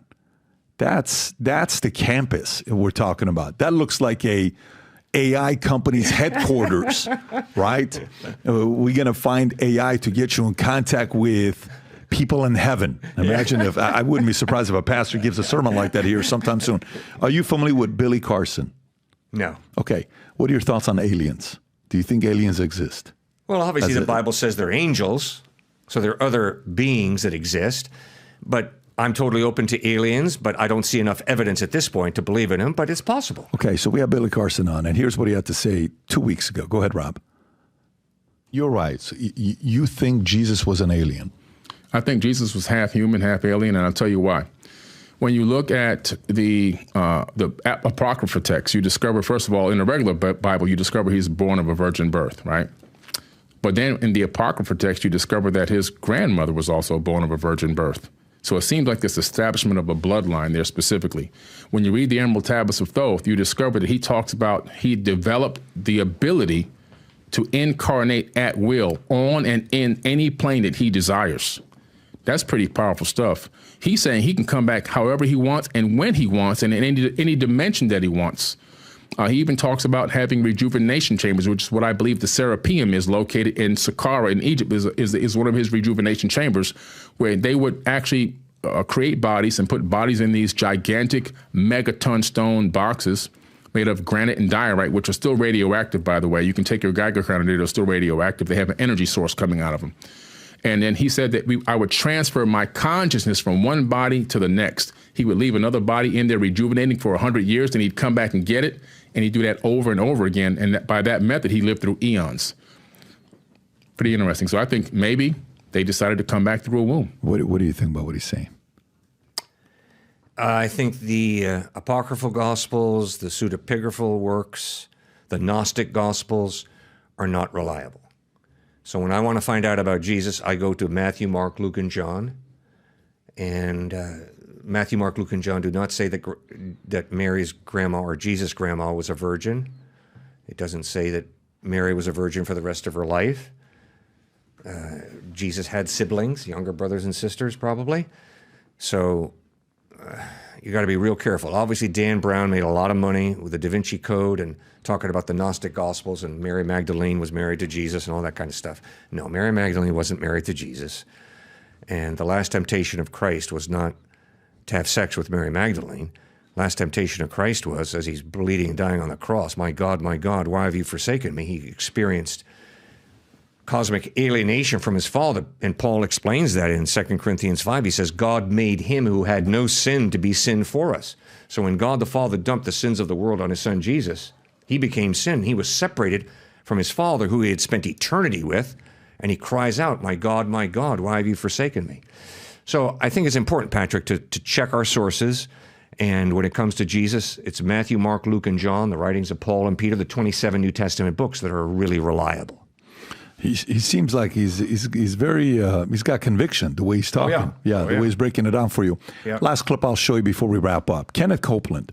A lot of times when you talk to people about going to churches, they typically, and they don't want to go back to a church because they had a bad experience at a church. A pastor or somebody, here's a clip that you've probably seen. This has gotten not hundreds of millions of views, but billions of views. Rob, if you can just play this clip for a minute. We're not going to play the whole 11-minute clip. Do you ever use your private jets to go visit your vacation homes, for example? Yes, I do. Okay. Again, getting back to the comment, you said that you don't like to fly commercial because you don't want to get into a tube with a bunch of demons. Do you really believe that human beings are demons? No, I do not. And don't you ever say I did. Little weird. We wrestle not with flesh and blood, but principalities and powers. Can you explain what you meant by that term then? Just explain, because it's really simple. You said you didn't want to get into a tube with a bunch of demons. What did you mean?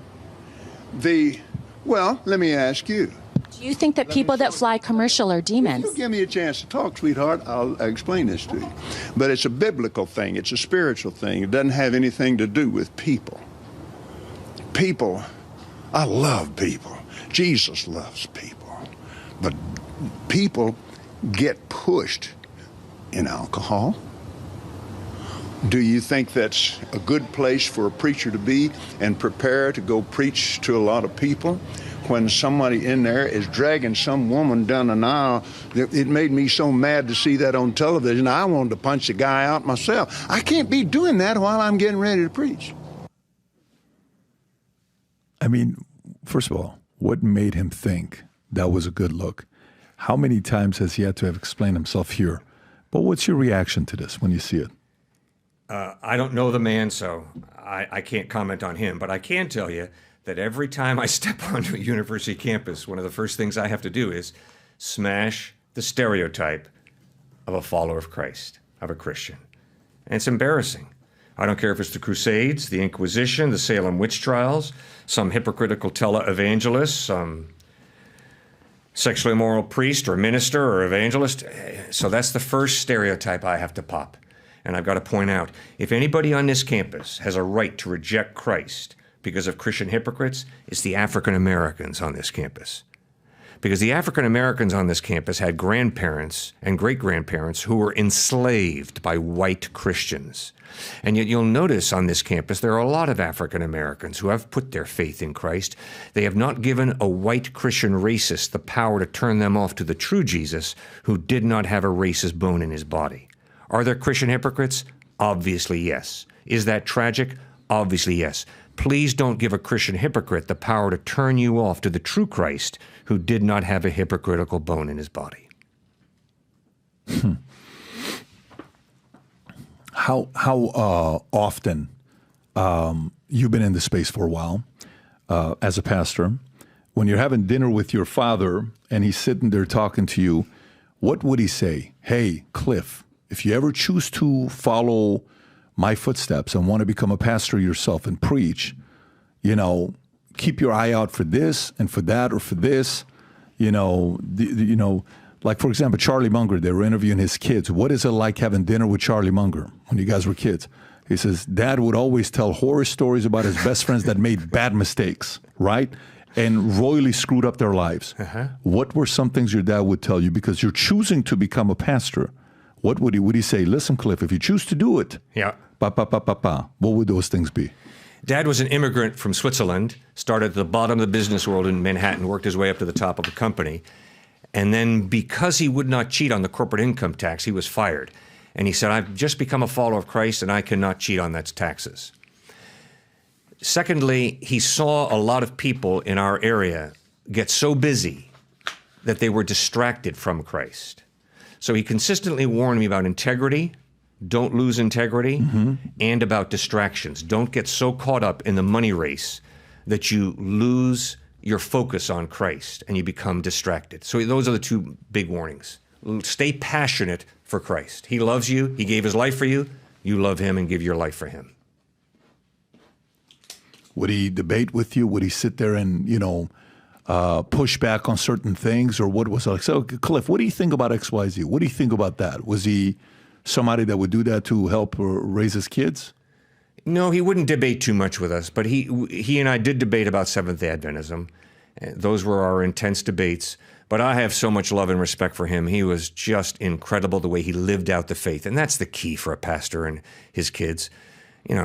Far too many pastors' kids are wrecks, spiritual disasters, because they hear a guy talking about love and about Jesus and all, and then they watch him live their life in an embarrassing way. And so my father's integrity and his consistent love marked me for life. Who's the modern-day Billy Graham today, Cliff?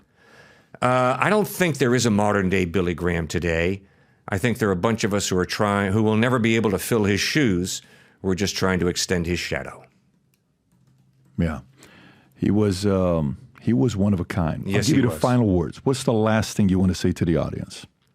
For God so loved the world that he gave his only Son, that whoever believes in him should not perish but have eternal life. A comedian in Las Vegas said, "How much do you think I have to hate you if I believe that Jesus is the way to heaven and not tell you?" Wow.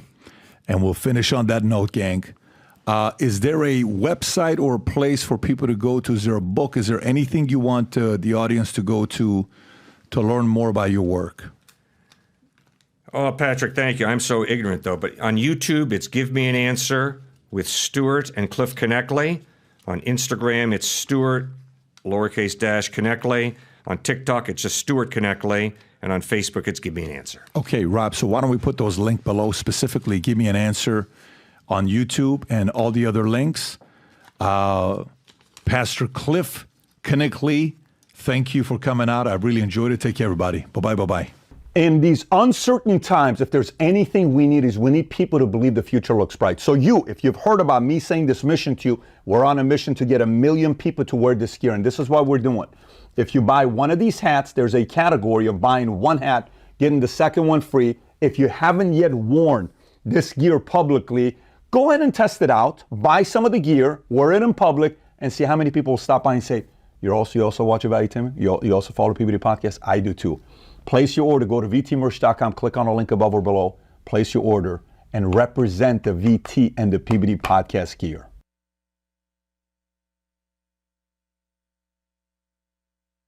I don't really share the story with anybody, I'm going to tell you. When would you say the peak of fame was for Hulk Hogan? MTV jumped all over it. We had Liberace, Muhammad Ali, every celebrity you could see. And then that night when I came to the building, he put a gun to my head. It was a mob mentality. Get out of here. My mother got my money for him. What year is this? And the more evil and the horrible stuff I did, the more people cheered me. What a dirty, creative play. I was talking like a man, but I wasn't being one. What do people not know about fame? Cher sent her limo for you. It's downstairs. She wants you to come over and have dinner with me. What? Cher? Vince and I have talked. If his father knew what we were up to, he'd roll over in his grave. What was your first interaction with Trump? He's the same guy now that he was back then. He hasn't changed a bit. We even used him in the ring. My chest was against his chest, and when he took that last breath, I went, I jumped back. I felt something come out of his body. This is much more important than business. Wow. You know, this is a spiritual revolution.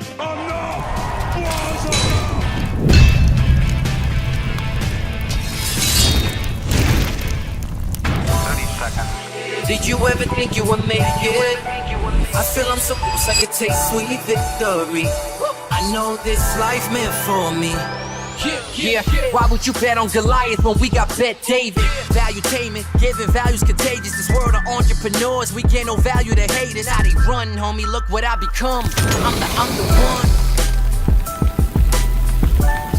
So look, there's a lot of famous people in the world. There's a lot of people that have a lot of following. There's a lot of people who made a lot of money, celebrities, athletes. But when it comes down to the word icon, when you think the word icon, you think Michael Jackson, you think Michael Jordan, you think Tiger Woods, you think Lennon, Beatles, you think Marilyn Monroe, you think Elvis, you think when somebody comes to town, they shut the place down. There are certain people you can use that name with.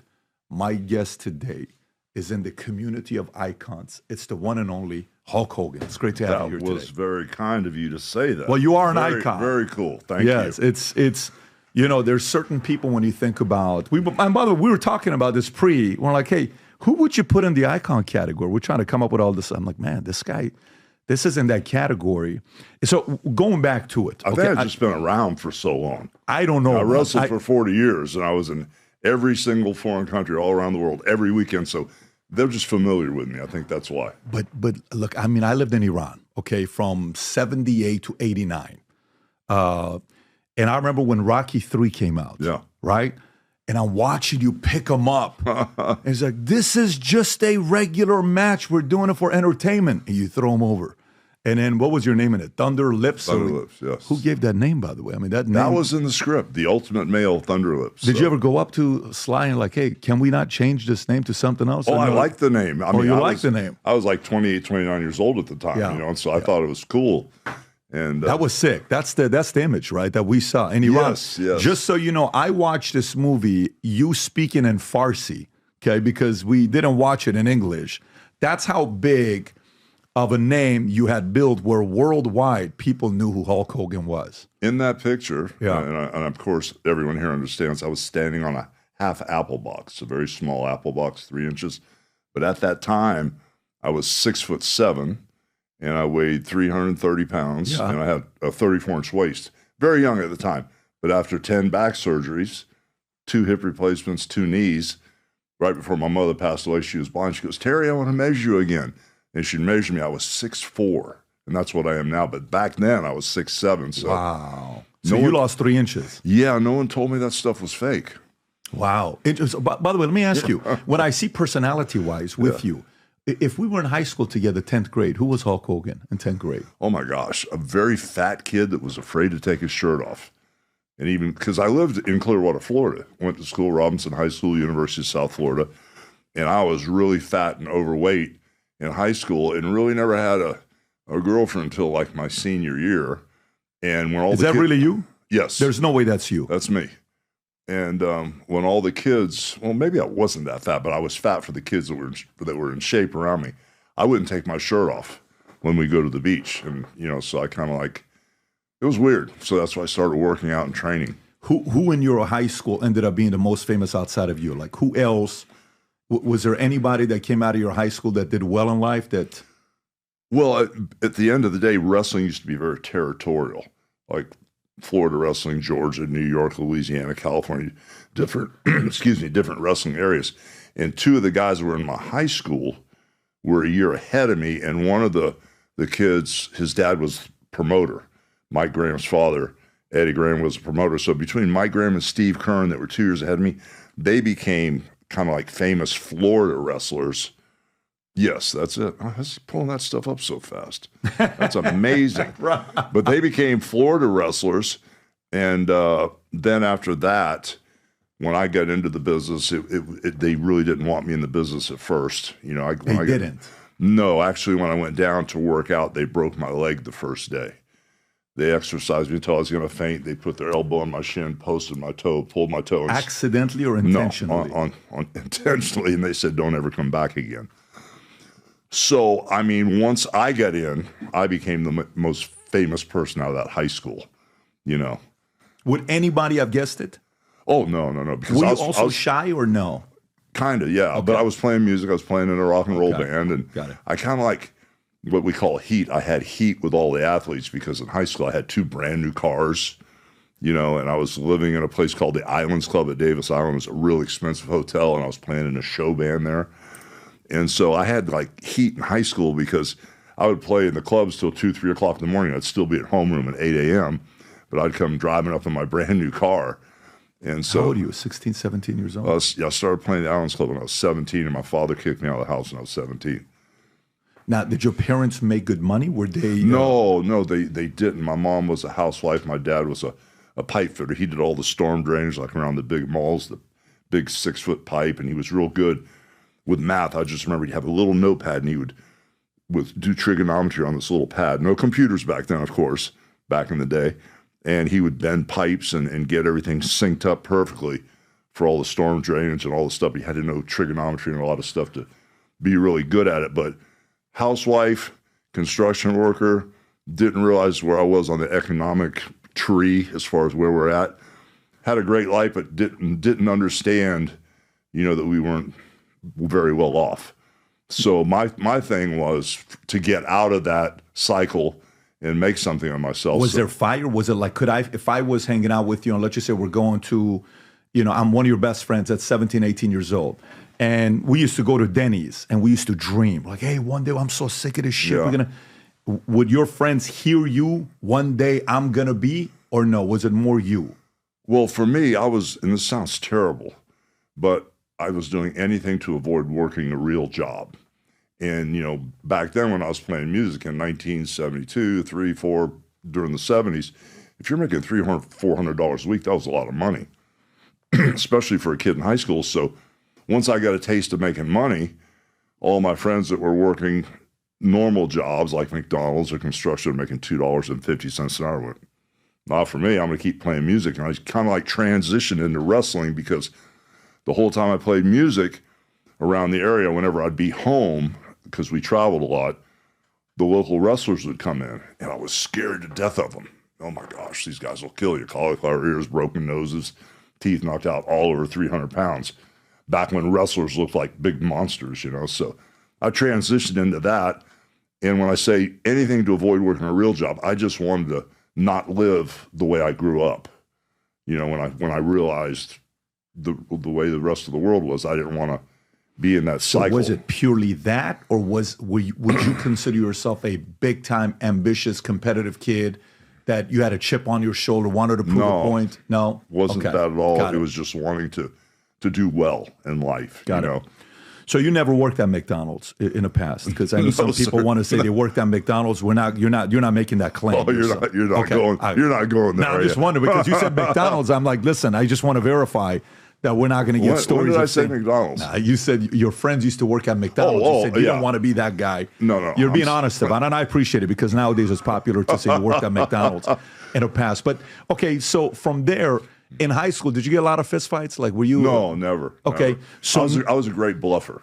You were a great bluffer. Yeah, when things push came to shove, I was kind of like a big, heavy-set kid, and I would bluff my way. And they wouldn't want to fight you afterwards. No. Okay, so were you 6'7" in high school? Like, were you the big kid on campus? No. But right now, I've always, when I wrestled, I was always over 300 pounds. Right now, I weigh 265, and the last time I was this weight, I was in 9th grade when I weighed 265. That picture that you showed earlier, I had lost a bunch of weight because I got a girlfriend. And I dropped a bunch of weight, before I, ran into her. Did you lose the weight because of the extracurricular activities, or you lost the weight to look good for your girlfriend? I lost weight because I was really attracted to this one girl, and she wouldn't give me the time of day. And it took me about 2 years to lose the weight, but then I found a different girl that liked me. So I was motivated by the opposite sex. Very cool. Were you good with the ladies in high school or no? No. Okay, no. so that came later on with the skill set, or no, that I'm was still never. not good with them. I'm not real good. I'm not real good with relationships. But this new marriage I have, my wife is a believer of my Lord and Savior, so we are right on track and perfectly synced Very up. cool. Very cool. So now wrestling, the first time when you're like, I can possibly do this and make some money at it, and working out, is that kind of after high school where you're starting to hit the weights and you're putting the physique together and maybe I'm going to go wrestling? How did that happen? Well, in Florida back in the day, there was a real popular wrestler named Dusty Rhodes, the American Dream, and I became a huge fan of his. And when we were in high school, we could kind of like arrange our schedule when you're a senior, and I had shop class and then phys ed and then study hall all together. So shop class, we would start horse playing around. That would lead into the phys ed class, and then study class if we stayed for study hall or whatever that was, if we stayed for that. And we would wrestle and act like the wrestlers and throw each other around into boxes and do all this stuff. But I was a huge wrestling fan of Dusty Rhodes, never dreaming that I would have the opportunity to get in the wrestling business. But I was such a fan, it kind of just led me in that direction. Very cool. And how old were you the first time you met him? Dusty Rhodes? Yeah. Oh my gosh, they used to go to a bar. There's 2 streets in Tampa called Kennedy Boulevard and Armenia, and on the corner of Kennedy and Armenia. Armenia Avenue, yeah. Literally Armenia. Armenia, yeah. Why would they call a street in Tampa Armenia? Well, you can pull it up. He's really good. Right here? Is that it? Is that Armenia Avenue? Well, it's called the Imperial Room.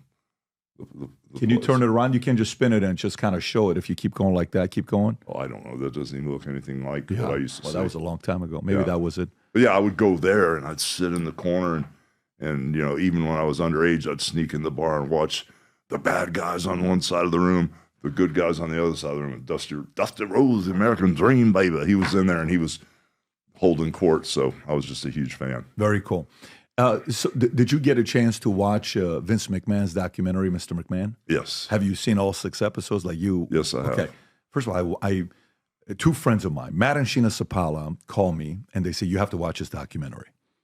And I think it's Steve Avetian calls me and says, you got to watch a documentary. So I'm like, listen, it's 6 of them, 6 hours. I don't know if I'm really going to watch it. So Saturday night, I start, kids are asleep, wife's asleep. I said, I'll watch it on Netflix at 1.5. At 10 o'clock, I watched the first episode. I wake up at 6 o'clock in the morning to make sure I finish all the episodes. I was hooked. Yeah. I was hooked. And when I watched it, but when I was done, like, a lot of people, well, let me tell you the real thing behind Vince McMahon. He's a this, he's a bad guy, he's this. I don't know about you, but when I watch it, I mean, you're in it, so you're watching it from a different perspective than I would watch it. The documentary made me like him more. Did you get that feeling as well when you watched the documentary? Well, I know him very well. Right. Very, very, very well. And actually, I worked for his father first. And I worked for his father in New York, oh my gosh, between 78 and 80. And then I got fired by his father for doing the Rocky movie. Because when I told him I was going to do the movie, he goes, well, Terry, my first name, of course, you're a wrestler, not an actor. And you're supposed to, I was in Fall River, Massachusetts, and I wrestled the main event that night, get out of the ring about 11 o'clock, and I got a call from Vince McMahon Sr., said you have to be in Charlotte, North Carolina at noon. So I would have to drive all night to get to Charlotte, North Carolina, because he was lending me to another promoter there. And I was supposed to be on Charlotte TV at noon. I said, Mr. McMahon, I already told you I'm going out to L.A. to film the Rocky movie with Sylvester Stallone. He goes, if you do that, you're fired and you'll never work here again. And I went, okay, fine. So I flew out to L.A. and did the movie. But that's kind of like how this whole thing progressed and moved forward by, going in that direction. But I worked for Vince Sr. first. But then after I was fired for, about 3 years, I went to spent a lot of time in Japan, spent half my career in Japan wrestling over there. And I went to Minnesota and started wrestling in Minnesota. And we started this huge promotion. And we were getting ready to come in and take over the whole East Coast. We bought time on Channel 9 in New York and all up and down the East Coast. And right before I came in with my crew, Vince McMahon, approached me, Vince Jr., who you know now, in the documentary, about me coming back. And he had this master plan. And he goes, I need you to fly to Connecticut, Greenwich, and meet me. I said, no, I'm not flying there. If you want to talk to me, come to Minneapolis. So he flew in. Who's bigger at this time? Fame and fame-wise, that people know? Is it more you or Vince? I had started the Hulkamania thing in Minnesota. Got it. And I had crazy momentum. And if you look back on some of my AWA matches in Minnesota and see how the crowd would react when I'd play that Eye of the Tiger music, that don, I'd come out, the place would go crazy. Vince came to me, he goes, I've got this idea. I want to take over the whole world. Not just a regional promotion, which New York promotion was New York, Massachusetts, and part of Pennsylvania. I want to take over everybody's territory and cross all these imaginary lines and go places no one's ever gone before. So I went, but he goes, I need to do it with you. And you saw the documentary. I said, okay. So Vince McMahon stayed in Greenwich, Connecticut, with what I call the Eiffel Tower of the WWE offices. And I went out to all these different places I shouldn't go to, like Kansas City, where Harley Race, this ex-Marine, was the NWA World's Champion. And when I showed up, he tried to burn the ring down at 12 in the afternoon. And then that night when I came to the building, he put a gun to my head. And I went through all these different places between South Africa. He put a gun to your head. Harley Race. Harley, yeah. And he told everybody he's going to shoot my knees out. And why is that? He was worried that you may... I was the champion from the WWF. But for 17 years, he lived in Kansas City, and there was a whole other organization called the NWA, National Wrestling Alliance. And he was the champion there. And the NWA actually had more respect than any other title. And for 17 years, Harley Race had been the champion. And all of a sudden, this blonde-haired idiot is on TV going, I'm the real champion from New York. I came into his hometown where he lived and disrespected him. Was he a tough guy? Was he a gangster? Was he a street guy? No, he was a street fighter. Plus, he was just a tough old ex-Marine. And I really didn't want any part of that. But, once he threatened me with a gun and stuff, 2 seconds later, he stuck his hand and he goes, I really need a job. And I said, you got one, brother. I shook his hand, and him and I went around and wrestled everywhere after that. How did that happen? So I got a gun pointing at you. Yeah. And 2 seconds later, I needed. Yeah, he just put the gun down. He goes, I really need a job, because we were coming in and taking over. Now, are you making money at that time or not yet? Oh, yeah, I was making money. Are you making $1 million? Are you making Oh, yeah. Okay, so you're financially, everyone knows in the market you're making money. And they knew if they went to where I went, these wrestlers that were making like $1,000 a week, all of a sudden we'd be making 10 or 15 or 20 grand a week. So let me ask you, are you the one that's going out there and recruiting other talent for Vince? No, I didn't do that. Okay, but I was, we'd pump our signal into like Los Angeles, California for 4 weeks. And once we saturated the marketplace, then I would show up and do a show. We'd pump our signal in Toronto, Canada for 4 or 5 weeks, and I'd come in and sell at the Sky Dome or, Maple Leaf Gardens. So Vince stayed in the office, and I went to these places where nobody was supposed to cross these lines as far as respect goes. And I would have promoters and other wrestlers and everybody else either wanting to beat me up, kill me or something. But that's crazy. Sooner or later, we won everybody over. And I was young enough and crazy enough to do that back then. Was it like, how Mr. Olympia, the bodybuilding world, I'm sure you follow Mr. Olympia as well, because it's very similar to Mr. Olympia back in the 70s, 80s, had a little bit of a mob-esque type of a feeling where, hey, you better put this here, you're going to pay me this, and you're going to do this, and you better not go to this guy, and Manny and this, and all these guys were small mobsters, gangsters, maybe not affiliated, but they were tough guys. You just didn't want to mess with them, right? Was there that feeling with how wrestling was in the 80s? Yes, there was. It was very different. I just remember I went to Botswana, South Africa. I wrestled a guy named Terry Funk, and after the matches, they paid us in cash, a whole bunch of cash, and he was leaving the next day. And as I was in the Mercedes, I had 3 guys in the car. They're clicking their guns and pointing them at me, and they were driving me from Botswana to Cape Town. And as I'm riding in this car, they're pointing the guns at me, screwing around. And, they said, you were really overpaid. You only wrestled like 15 minutes. I said, guys, I really don't need the money here. Here, take the money. And I get out of the car. First thing I did was I called the hotel and I told Terry Funk, don't try to get your money from the casino because you may not make it to Cape Town. So I went home and I told my mother. I called my mom and said, Mom, they robbed me, Mommy. And my mother went to the embassy in Tampa and got my money for me. Get out of here. My mother got my money for me. What year is this? Like mid-80s or early 80s? This is post-Rocky. It had to be.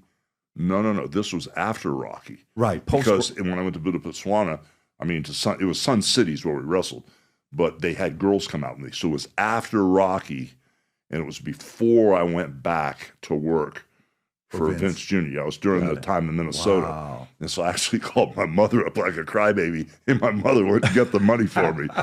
So it's just kind of funny. Now, did she call Vince and say, hey, you better go get this money for my son? Or she called the embassy directly? No, I wasn't working for Vince at the time. Okay, got it. She went somehow or another, the embassy or whatever she did, I really never asked her, but she got the money for me. Your mom's got a strong personality. If she did a great job. Well, she's Panamanian, so she's kind of like... Respect. And I've been to Panama. It's a beautiful place there.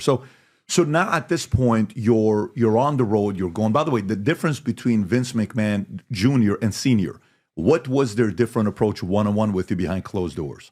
Like, was Vince selling the vision, and was the father the tough guy that you feared? What was the difference between the two? Well, Vince and I have talked, and we've said several times if his father knew what we were up to, he'd roll over in his grave.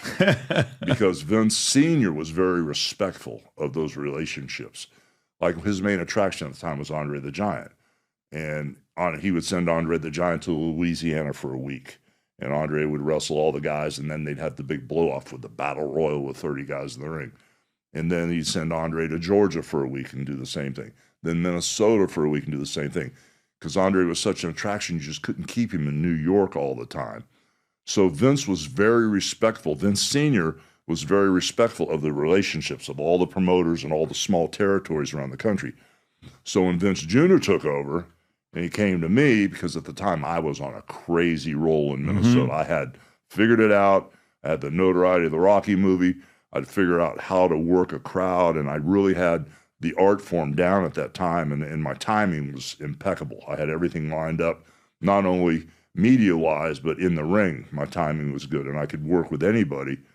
That, you know, when Vince and I got together and decided to try to take over all the territories and do this global juggernaut theory that we had, if Vince Sr. would have known about it, he would have killed both of us because of the relationship. Like, hey, you can't get to that territory and take their guys away. We broke all the handshakes. So in the mob world, they would call that omerta, right? Like, you know, breaking silence or whatever. And there was a certain code between the 5 families, right? The commission with Lucky running the whole thing. Right.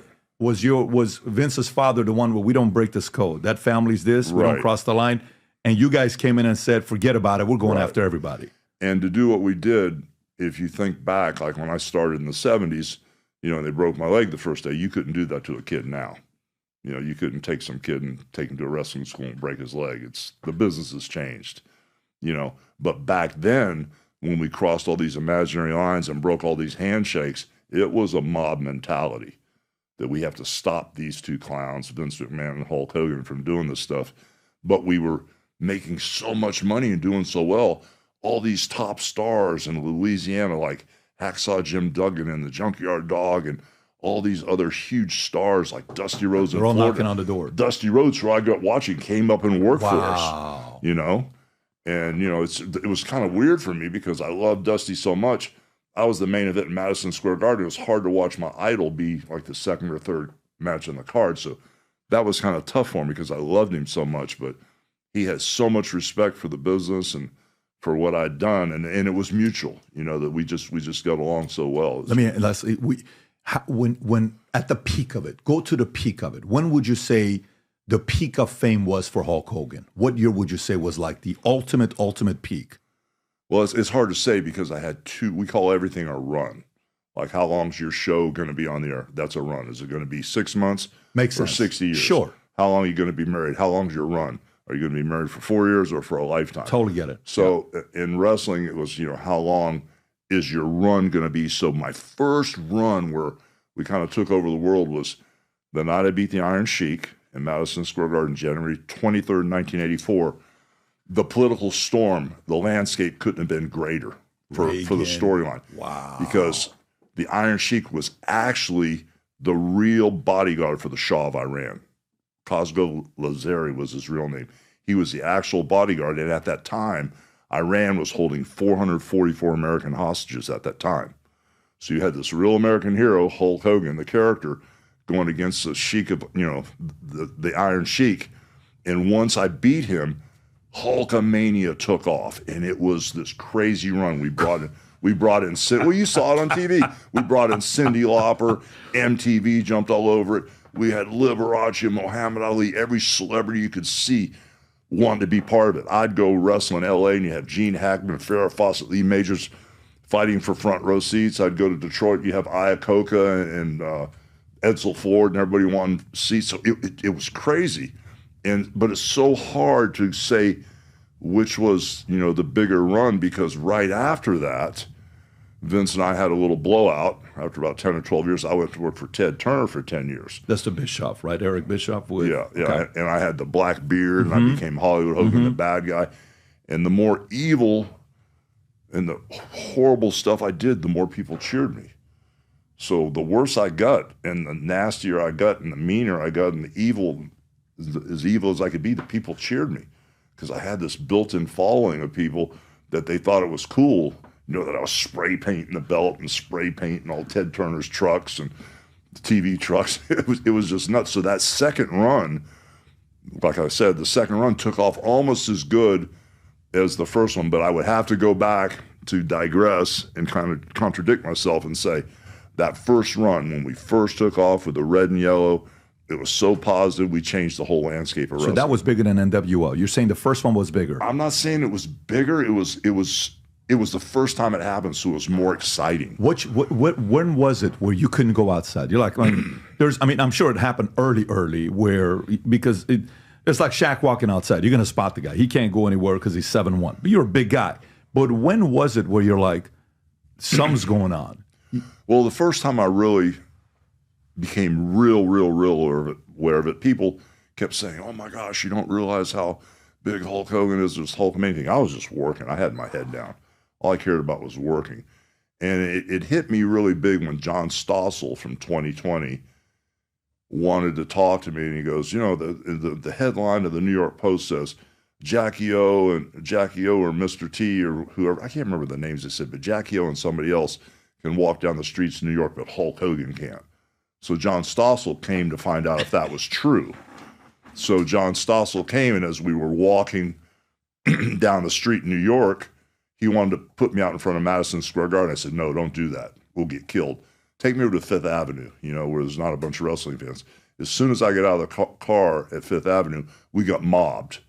And all of a sudden, you know, as we got mobbed, that was when the first time I realized that this wrestling had gone mainstream, that this Hulk Hogan character had crossed these imaginary boundaries and became a media star, not just a wrestling star. So that's when it really hit me the first time. And what was there a moment where you're being invited to parties and you're like, I can't believe I'm at a party like this? What were some of the moments and who you got a chance to meet where for the first time you were even starstruck? You say, I can't believe I'm meeting Michael Jackson or Michael Jordan, whoever some of these names are. Or maybe you never experienced that. Oh, I did. And both, it's kind of like two trains of thought you just hit me with. The first time I kind of like freaked out. You know, I met tons of celebrities, you know. Met a lot of people. Michael Jackson met a lot of people, and this is kind of weird. But the first time I really freaked out and started shaking and got nervous, and the only person that's ever happened was when I met Jerry Springer. I was a huge Jerry Springer fan, okay? I was a huge... Because he just passed away, I think, a few months ago or last year. Yeah, so I was a huge Jerry Springer fan. But the thing that really shocked me with the celebrity thing, I was sitting at the Twin Towers one day with my wife at Vince's birthday party, and this cop comes up and taps me on the shoulder. And I said, yes, sir. Now I'm sitting with my wife, right? And the guy goes, oh, Cher sent her limo for you. It's downstairs. She wants you to come over and have dinner with him. I go, what? Cher? What are you talking about? No, the Cher, the singer. I didn't, you know, I said, get out of here. What are you talking about? But, you know, it's kind of weird because she thought she'd just send a car and I'd jump in and come running over there. And then another time. Did you go or you didn't go? No, brother, come on. No, but I was with my wife. I wouldn't do that anyway. Oh, wait. She didn't want to have dinner with you and your wife. She just wanted to have sent the car for me. This is kind of like when Madonna went to Antonio Banderas when he's married. He's like, hey, can I spend some time with you tonight? Something like that. I got you. There's another one. When Madonna put that book out, the S&M book, I can't remember what they called it.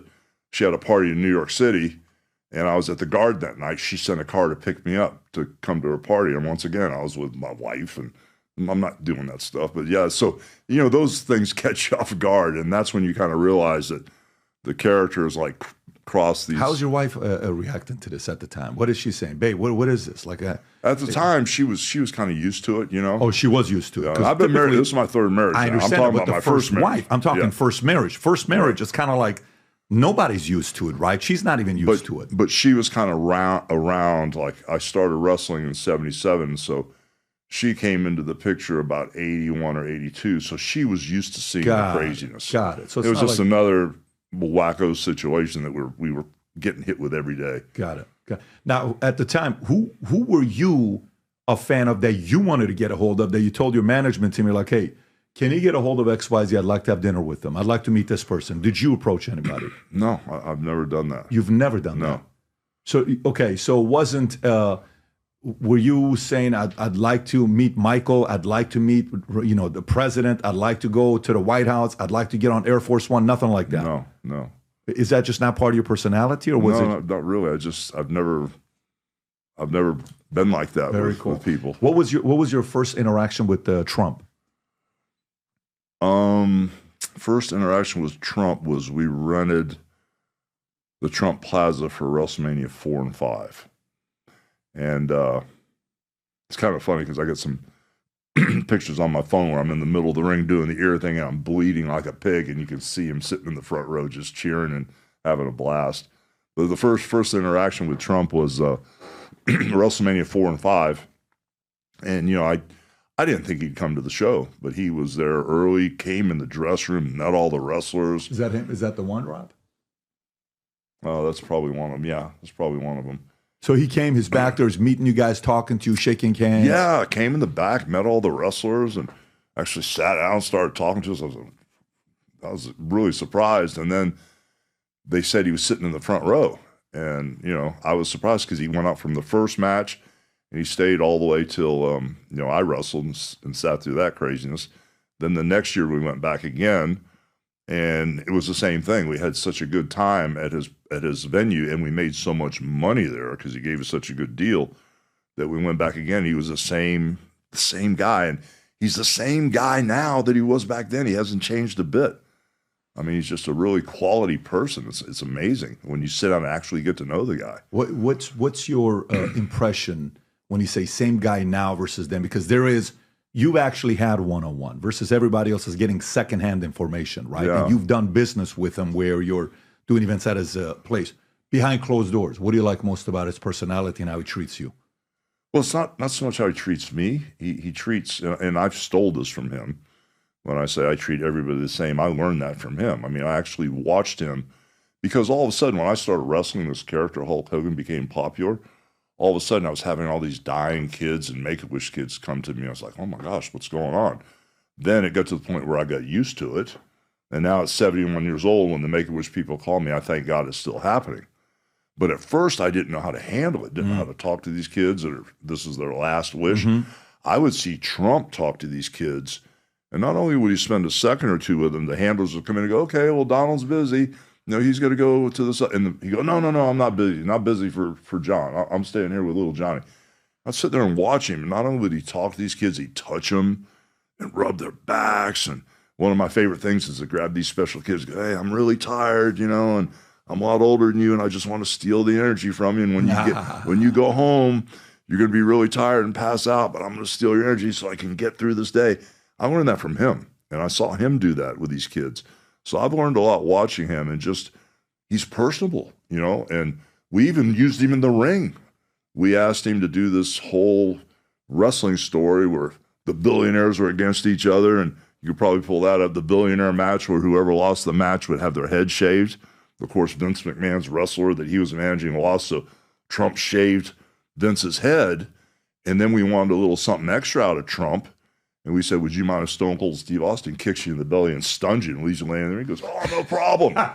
So Stone Cold Steve Austin kicks him in the belly, hits him with a stunner, which does not feel good, I can tell you. And he just laid there. And he was great. You know, so he's one of the guys. I don't know what to tell you. You know, it's just that simple. Yeah, he's one of the guys. That's the one, Rob. We can't probably show that, right? When you go to with WWE, they're the ones, them and UFC. You may want to not show that, Rob, with the audience. But yeah, I mean, you hear these stories, right? You hear people telling these stories. And then, you know, then you hear what the media is saying. It's a night and day thing. But going back to... Well, you know, I have to touch on that because the media, you know, I've learned, you know, and when he says the fake news, it didn't really register. And then as I'm pushing my grocery cart, we have a grocery store chain here in Florida called Publix. As I'm pushing my grocery store cart through Publix, I'm going down one aisle and down the other. Then when I come back up the aisle where you check out, I see the National Enquirer. Hulk Hogan has major heart attack. I'm like, I did? You know, and I was like, oh my gosh, I get it. Fake news. You know, and it really put a spotlight on what he meant by fake news because he's demonic. He's going to be Hitler. He's going to be this. He's going to be that. And like I said before in several interviews, in the Bible, it says, listen to where people are speaking from. And when somebody says he's demonic or he's responsible for the border being open or he's responsible for inflation, listen to where people are speaking from. They're the ones that are responsible for that. And it hit me like a brick when I saw that Hulk Hogan had a heart attack. I'm like, okay, I get it. It's all BS. It's not true. How old were you the first time? How old were you the first time you experienced fake news? Well, the first time they said a story like, there's no way this is true. Gosh, probably 20 years, 25 years ago. You know, still in the 90s, you're thinking. Okay, yeah. So it's in the late because 90s. I was buying into all this stuff because I would travel and go through every airport in the world, and the only thing that was in the airport was CNN.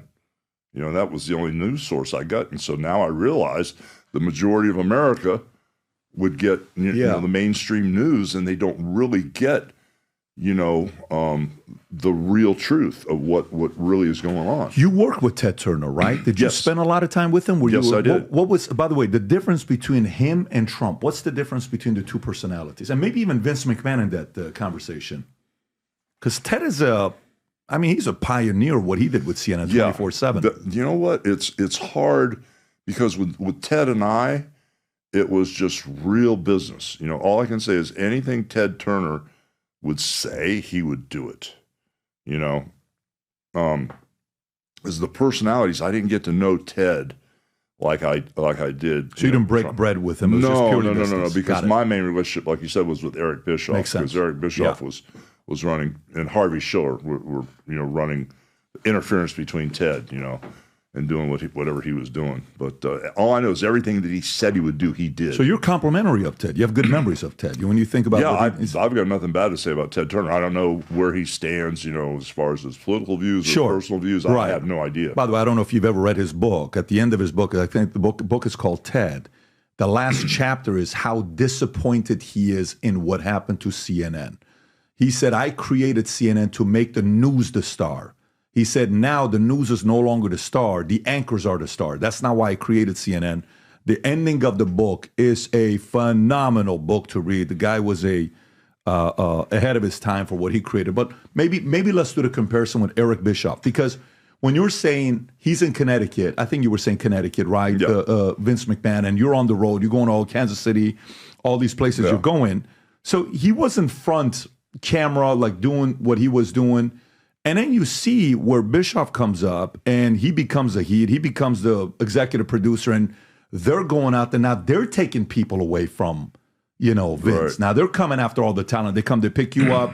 Then they got a bunch of other guys. Why would you leave? Well, you just did that. Why are you upset now that we're doing it? Well, and that was a little bit of the controversy in the documentary, which I thought it was fascinating.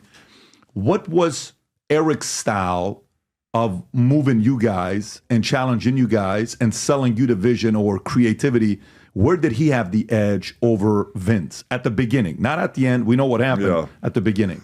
Well, I think Erik was real aware of things had to be fresh and more organic, and he wanted everything to be live, not live to tape. He wanted it to be live.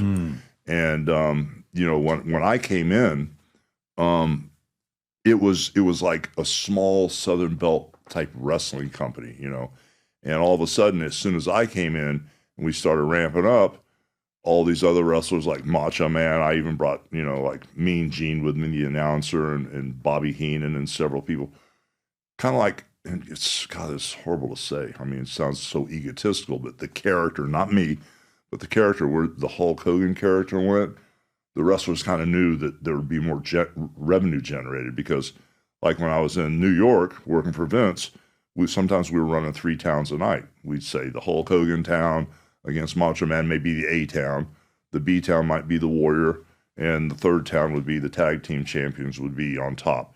But when guys would get their booking sheets, they'd look to see if they were on the Hulk Hogan card because they knew instead of making like $500 in the first match, they'd probably make $3,000. So they kind of knew that we were going to draw money and that the arenas would be sold out. And that even sounds egotistical, but it's true. And so I think when I went down to Ted Turner and all of a sudden the numbers started to spike, I think Eric Bischoff had an open checkbook, and Ted's checkbook, right? Exactly. Right. He could offer these guys better deals, and they could make more money with. Part of the problem was at the time was the schedule. We'd be on the road 300 days a year. And you have to work hurt. But Erik gave these guys an opportunity to work a lot less and make more money. So it made sense to make more money and be able to be home with your family. Is that what you were selling to the guy saying, look, this guy I'm working, I mean, from 300 days, what are they working? 200, 150? Or was it a dramatic? Yeah. Oh, 50% less. Yeah. Well, it was, I'm not saying 50, but it was around 50. Okay, because I didn't work as many days as the other guys. And he's still making the same kind of money while he's doing that. You don't have to do making more money doing 150 instead of 300. Yeah. And one of the things that I thought it was very dirty, but I thought it was very creative, where they're like, okay, you don't need to watch a show because we're live days we recorded. Here's who won. This person tapped out. This person. What a dirty creative play to say it in advance where the other guys are not live. So you're having people giving you an update on what's going on. Why am I going to watch it? I'm going to stick around and watch you, Bischoff. That was very creative. There's no substitute for victory. Yeah, I mean, and he even talks about his podcast today is called the 83 Weeks. I believe he calls the podcast 83 Weeks. With what he's got going on. So, do you think later on when Vince buys Bischoff and the entire WCW, I think it's WCW, right? He buys them for $2.5 million. Mm-hmm. And then he buys the catalog, Rob, if I'm not mistaken, for $1.7 million. So you buy the catalog and you buy the entire thing for $4.2 million. But do you think without Bischoff, if there is no Erik, Vince is not forced to recreate himself to become who he becomes next? Like he almost needed an Erik as an enemy? Well, competition is always great, especially in the wrestling business. And at the time, there was a situation where Eric Bischoff was trying to negotiate a deal to buy WCW. And he had an investor named Brian Badal who started some type of sports network or something. I'm sure he can find it. And it was around 55 million bucks or whatever it was. But then all of a sudden that time came where Ted Turner emerged with American Online. And basically, they didn't want wrestling as part of their portfolio because on TBS and TNT, we had the two highest rated shows on Turner's network. But they wanted Movies of the Week, New Programming, and Turner Classics. So at the end of the day, when American Online merged, Ted Turner kind of like disappeared and ended up kind of like at the back of the hallway, if I could say it that way. And American Online kind of took over. And instead of Erik coming in and buying it at the time, the only thing that was less was there were no TV rights. So the only thing that was left was basically the logo and the library. At that time, I didn't think of the library. So my thing was I called Vince, even though I was his competitor at the time and trying to put him out of business for 10 years. I wouldn't even say try to put him out of business, but try to be a bigger company than him at the time. I called Vince and said, hey, Vince, WCW's for sale, and Erik's not buying it. You can probably just buy it for pennies on the dollar, maybe $3 or $4 million. I didn't even think about the library. So that was his idea to buy the library. What did he do with the library, though? Oh, he's got a 24-hour network, the WWE network. And by the way, Ted Turner got screwed in that American Online, Time Warner, whatever that was. If you ever read the book and read the story, that deal didn't go his way. He could have made an additional $7, $8, $9 billion, but it ended up not. Again, the deal, he lost air control, and he was a founder. He was good with the ideas. He was a driver. People trusted him. He kept his word. And then once that was gone, the swagger that they once had, they just didn't have anymore. It changed completely. It was a completely different company to be working for once he was out of the And then in that moment, did Erik realize, shit, I no longer have Ted backing me up. I got to go knock on the door with Vince. And were you part of that conversation? Like, did Erik come up to you and say, hey, I'm thinking about going to Vince, or maybe can you put me in contact with Vince? Or was it organic the way it happened? That transition is a little blurry for me right now because after that happened, I think I just my body pretty much shut down on me, and I ended up having like 25 surgeries in the last 10 years. Like I said, I didn't know that stuff was fake. No one told me. And I went ahead and started helping with a show out of Universal Studios called Total Nonstop Action Wrestling. And this lady named Dixie Carter owned it. And Erik came in to help produce the show. And I was there like for 4 years. And they wanted to renew me again. And I just had enough. I was ready to go home and relax. And was it just boring, or was it? No, it wasn't that. It was just a grind, And Dixie wanted to compete with Vince. And I said, well, then we got to go Monday nights on the road. We got to go live, and we went out. And to compete with Vince, $50, $60 million, $70 million isn't going to do it. You need an influx of money consistently to compete with that monster up there. And it got real exciting for a while, but then when that influx of money just didn't come pouring in for whatever reason.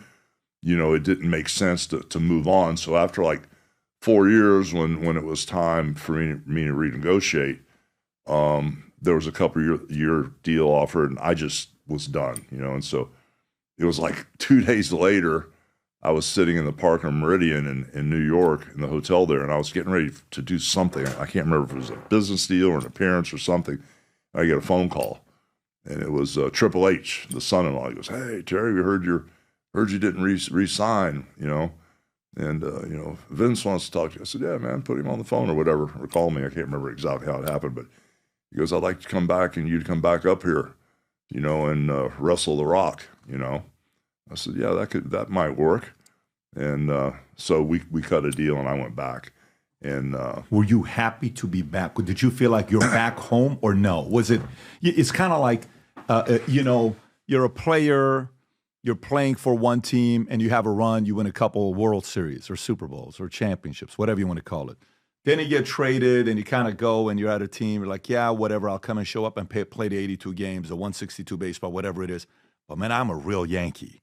Yeah, I'm a true Laker. Right. Did you feel like you're coming home back to the Yankees? Yeah, I did. I felt like I was coming home, and the whole idea was for me to come in as the bad guy, to wrestle The Rock.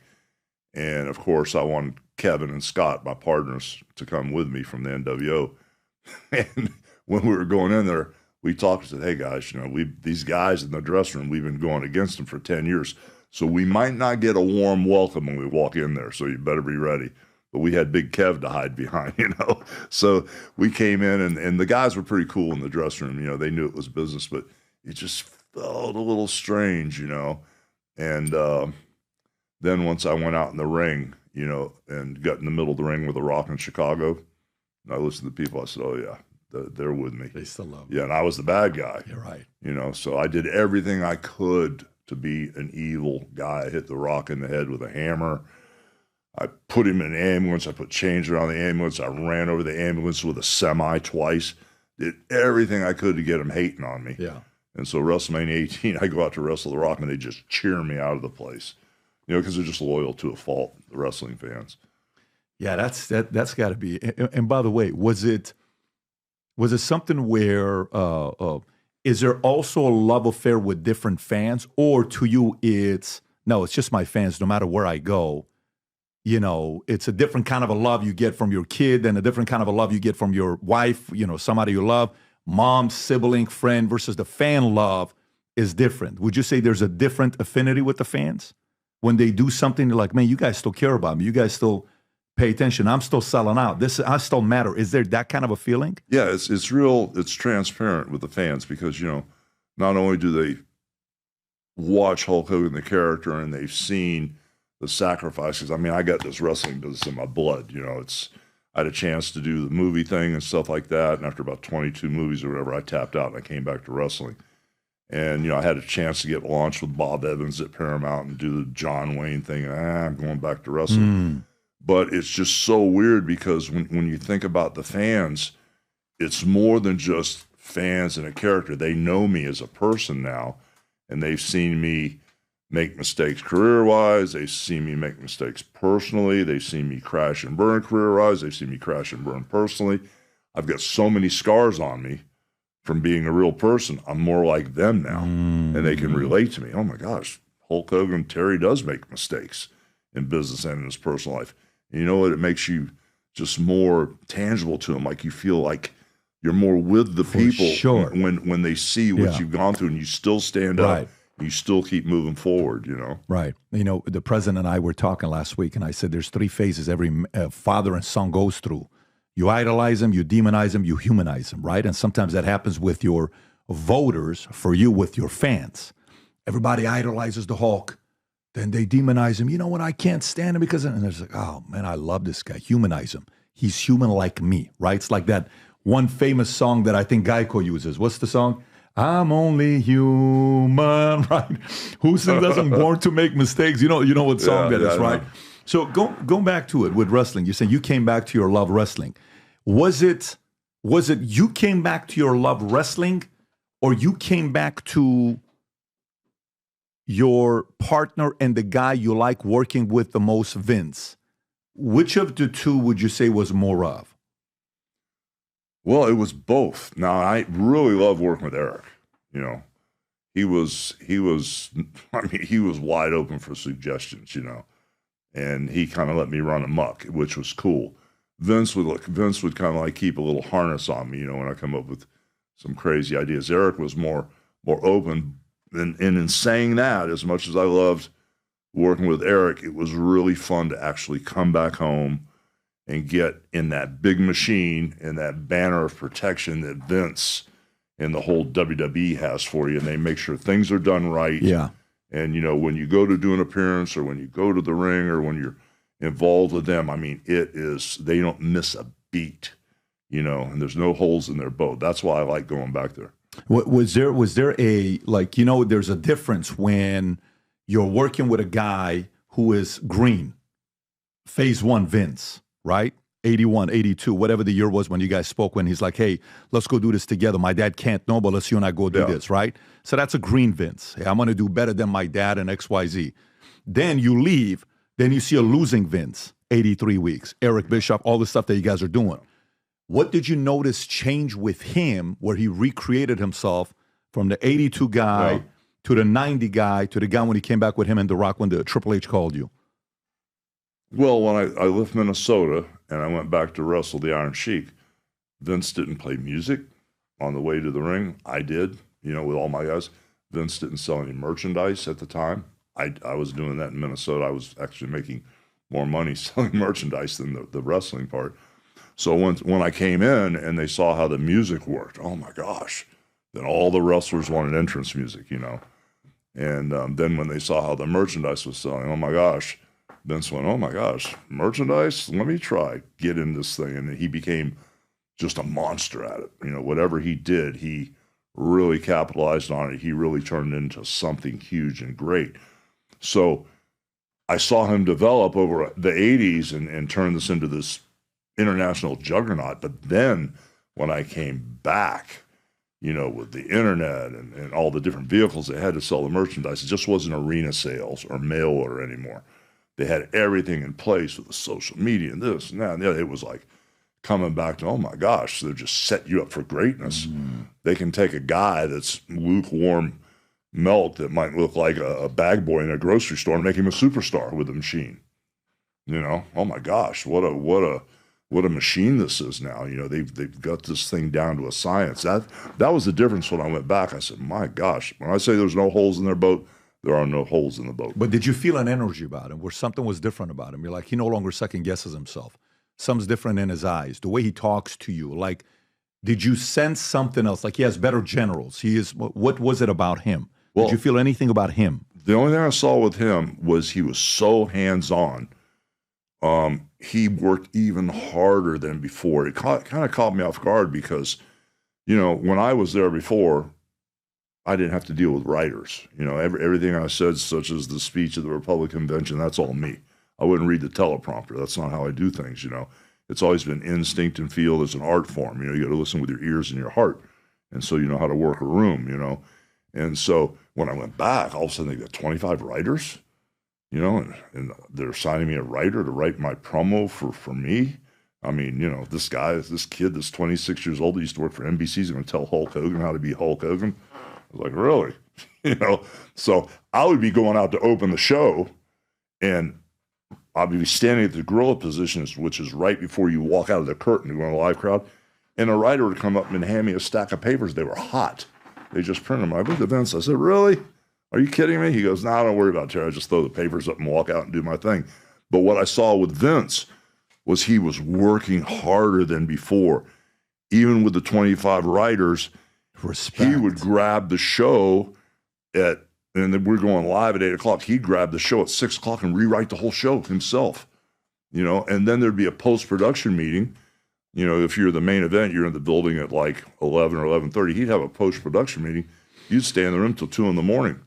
I'd run back to the hotel room. He'd be banging on my door. Let's go work out. Come on, monster. Let's go. I said, are you crazy? I ain't going out there. I'm going to go work out with you at 2, 3 o'clock in the morning. But that's what he did. No shit. Oh yeah, and he was working harder than ever. Did he ever tell you where that fire came from? Was there like was there a chip like, I'm going to prove to you guys that I'm above and beyond everybody? Or was it just in the love of the game? He loved it, man. He just loved the business. Wow. Was he fun to be around? Even the last, yeah, he was. And he had his family with him. He had this monster. I called it the slave ship because, just fly with me to Monday Night Raw. He wouldn't let you off the plane. Come back to Connecticut. Go here with me. This, that. I used to tease him. I used to call it the slave ship because, he had his family on there. He had his daughter with him. Shane was on the plane a lot. He had his son-in-law there. So he was like traveling. He had his whole family with him. So why go home? Let's just keep working. Yeah. But his work ethic is you can't touch it. And the dynamics of the family, the way they made it work was, again, the documentary was very interesting to me. The son, what he wanted to do and who he wanted to be. I kind of liked his son in the documentary as well. And the daughter, Stephanie, with Triple H, and then all the different stories with, Bret Hart. It was just all the emotions mixed into one. It's got to be the best documentary of the year, Rob. I mean, there's a lot of great documentaries. That's got to be one of the best documentaries of the year. Now, in regards to when I talked to Ric Flair, I don't know where I talked to Ric Flair. It must have been 6-7 years ago when I had him on the podcast. And we had a lot of different conversations. Ric Flair's energy to me is different than yours, right? Rick is bragging about, the partying. And Wendy's sitting right there and he's telling all these stories. I mean, 5,000 women and I'm doing this and I'm doing that. Were you the party guy? No. You didn't. You don't give me the party vibes. No. Yeah, that wasn't you. No, I was a business guy, brother. You were. I got it. So it wasn't. Yeah. So for you, were you the one that had the lifestyle and the nice cars and the nice jewelry and stuff like that, or that wasn't? Well, anything I've got is pretty much given to me. If the T-shirt fits, I'll wear it. I don't. I am addicted to cars. Yeah. You are addicted to cars. I got a problem. Big problem. Yeah. Favorite car you ever bought or favorite car you own right now? I'm a Mopar guy, Dodge guy. Interesting. Yeah, I'm addicted. I got a problem. Really? So you go to DA meetings? I got a big problem with cars, yeah. Dodge Anonymous, right? Yeah. Did you say Viper? What car did you say? I've had probably 10 Vipers. I just bought a couple more cars. Oh, there's the old one. Yeah, I gave that one. I auctioned that one off at Meekum for charity. Yeah, there's an old 68. Ooh, that's a 71 446 pack Cuda. That's one of 8. That car's worth a lot of money right there. Ooh, there's a 69 Roadrunner. I've got 2 of them. How many cars? I had two black Roadrunners in high school. That's why I bought those cars. When you were making 300. See that one, the red one with the black stripes? Go back. That was my date car in high school.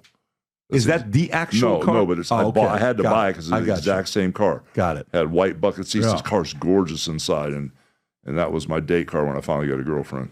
So let me ask you, when you told the story earlier on with your father, well, it says 17 years old, he kicked you out, and whatever the relation, when you said you went, did you guys, the relationship when you took off, did your dad come up and say, I had no idea this is what you were up to? Was there that moment with you and your father that he was proud of you? Oh, yeah. It was bad because, playing music and playing in a bar when you're in high school is not conducive, to someone that's trying to get through high school. So it wasn't part of his plan. He wanted me to do better than him, and for me to be playing music in a bar, it really upset him, So it didn't work out real well. And then, I ended up going to the University of South Florida, and I had a major in finance and management and a minor in music. And then finance and management. Yeah. And then when I quit the University of South Florida after about 3 years to go on the road with a band called the Jeannie Conroy Show. It was a show band with horns and did all the funky syncopated music, all the Tower Power stuff and all that stuff. That really upset him when I quit college to go play music again. And we just didn't really hit it off that well. And then when I started to get in the wrestling business, I would come by his house during the day because he had this driveway that he poured with asphalt, and I would do what we call jumping squats. And I did so many jumping squats, I'd do thousands of them a day that I actually tore his driveway up with my tennis shoes.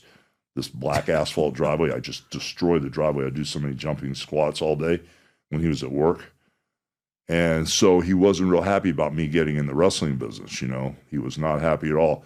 And then I started in 77, and then in 1984, I flew my mother and my father up to Madison Square Garden when I wrestled the Iron Sheik. First time they ever saw you? Mm-hmm. First time they ever saw you? First time they ever saw me wrestle. And they flew up there, and there's pictures. There they are in the dressing room the night I won the belt. And that night he told me how proud of me he was, and I made the right decision. Yeah. Yeah, so that was a big night for me to have him there. with my mom.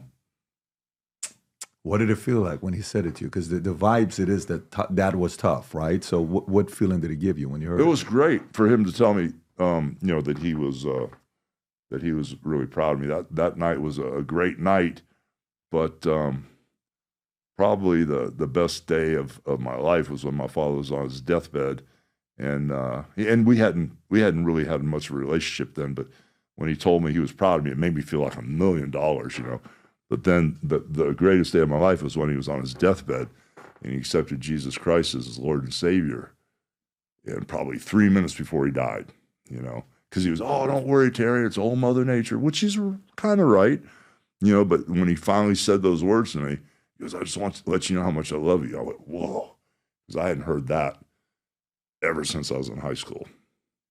Wow. Yeah, so that was the greatest day of my life. And when was that? What was that? How long ago was that? Oh my gosh, my dad passed. You could look it up. Peter Balea. I can't even remember the year now. Probably, oh my gosh, over 20 years ago. December 2001. December 18th, 2001. 23 years ago. Yeah, but that was probably the greatest day of my life because, it was really, really cool. Were you a Christian at the time? Yes, I was. And yes. Did you ask him to accept Jesus Christ as a Savior? For years I had, but I accepted Christ as my Savior when I was 14 years old. But I derailed, of course, playing music and we all do wrestling, and then I came back to my faith eventually when I realized it was the only truth there was. So that was a huge day for me. So it was a miracle. It was great. Wow. Is your mom still around? Your mom still? No, she passed. She passed after him. Yes. Well, sorry to hear, man, but the fact that that's the story, that is powerful. Yeah. It was a great day. Wow. And I don't really share the story with anybody. I'm going to tell you. The weirdest thing was, how you shake hands like this? Mm-hmm. I was shaking. I had his hand like this. My chest was against his chest. His face was right here.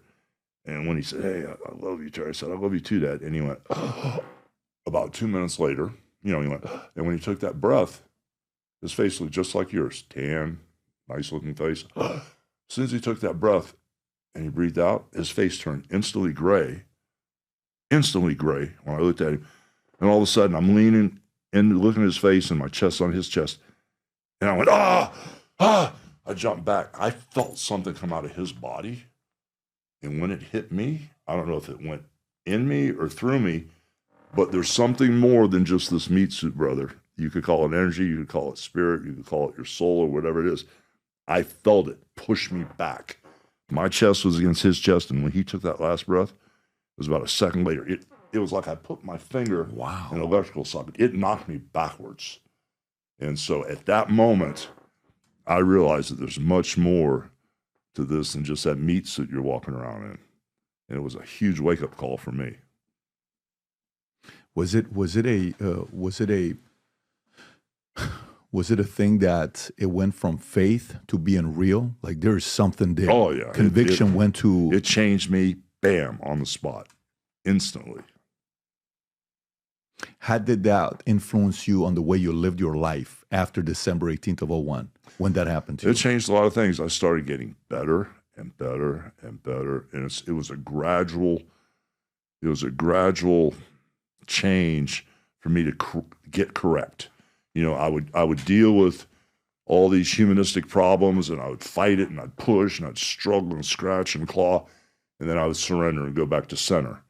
And then, if I had some really crazy problem, like with the IRS or with my wife or my kids, I'd try to deal with it instead of just lamenting on it and driving me crazy. I realized the sooner I'd surrender and let it go, and as soon as I'd bracket it and go back to center and all is well and he's in total control, then I was fine. So I got better and better and better. But that was kind of like the moment that made me really wake up and go, you know what? There's a lot more here than just this, and this show and you. And I mean, there's so much more to this than just this short little teeny run, like I would say. The short little run we have here is just a wisp compared to what, the real deal is. Yeah, that's interesting because when you go through it at a time like this, especially with like your pops, and you hear the "I love you" and you haven't heard that, and I'm proud of you, and I'm accepting Jesus Christ. I mean, that's got to be a moment you go through that changes the way you view life. By the way, let me ask you this question. There's a lot of young guys that are getting into wrestling today. Logan Paul, you're seeing what he's doing, right? He's got all this stuff. Acrobatic. I can't believe how talented the guy is when you're seeing the stuff that he's doing. I'm sure you can write a book on fame, right? How do you, how do you break down fame? What do people not know about fame, that the good, the bad, the ugly part of fame and your relationship with it? Well, it's very fleeting. It only lasts, it's temporary. It's like everything else in this life. It's just temporary. And some people strive for fame, and, you're very disappointed sometimes when you get there because it's not what you think it is. I kind of like moved away from fame and started using the word greatness, because I want to be great at everything I do. We just, my new wife, Sky, who I love to death, that's a believer, she sometimes, not that she didn't understand me, but sometimes, like with homeless people, I see homeless people, I don't give them $20. I don't want to talk about the lady I was married to before, but sometimes if I had a wad of hundreds in my wallet, I'd take them out and just give them to them. It's just because I love seeing people do good. And we had a situation actually yesterday where her sister and her husband were, in a little weird situation. In the flood, we got flooded and they lost a car, and they only had another car that I would call a beater. And they both had, jobs and a kid, and they couldn't get around. So my wife was talking to me about, what should we do? They don't have money for a down payment. I said, just go buy them another car. Just go buy them another car. So Sky went out and did that yesterday. Her sister was so grateful. They didn't have money for a down payment, didn't know how they were going to do the financing. It just relieved so much stress. And I've said this so many times that I think, I don't even know if it's cool to say it, but if I was a billionaire right now, I could help millions of people, And so when I see how Trump helps people, it's really amazing. Like, I would like to grow up and be like him, So it's just really, it's very important to me, that people understand who he is. By the way, did he invite you to go speak at the RNC, or did you volunteer? I can't remember how it happened. My partner, Chad's up front. He could tell you. So much stuff has happened. I don't know. But all I know is I didn't want to split my audience, because as a businessman, you stay out of politics and religion. And I didn't want to split my audience. And I just remembered how affected I was when John Kennedy Jr. got killed. I'm not Johnny Kennedy Jr., John Kennedy. I was in 5th grade when he got assassinated, and I just remember how it affected me. And when they tried to kill Trump, someone that I knew personally, it affected me worse. And, I sat up off the couch, and I said, that's it. This has to stop. I don't want to split my audience as a businessman, but now I don't care. This is much more important than business. Wow. This is a spiritual revolution now, that this guy is coming out trying to help people. He wants to help millions of people. He wants to help America have God in our country, in our homes, in our schools. And I said, I can't handle it. So I don't know if I told Chad or they called. I don't know how it happened. I really can't remember. But all I know is the reason I did it was because there's no place in this world for stuff like this, And I was acting like a man. I was at home going, well, if China invades or this happens, they'll come to my door and I've got guns. And I was talking like a man, but I wasn't being one. I didn't stand up like I should have.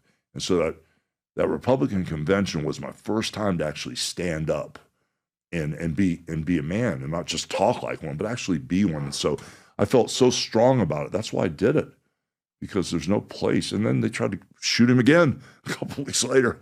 This has to stop. There's no place for anything like this in our society.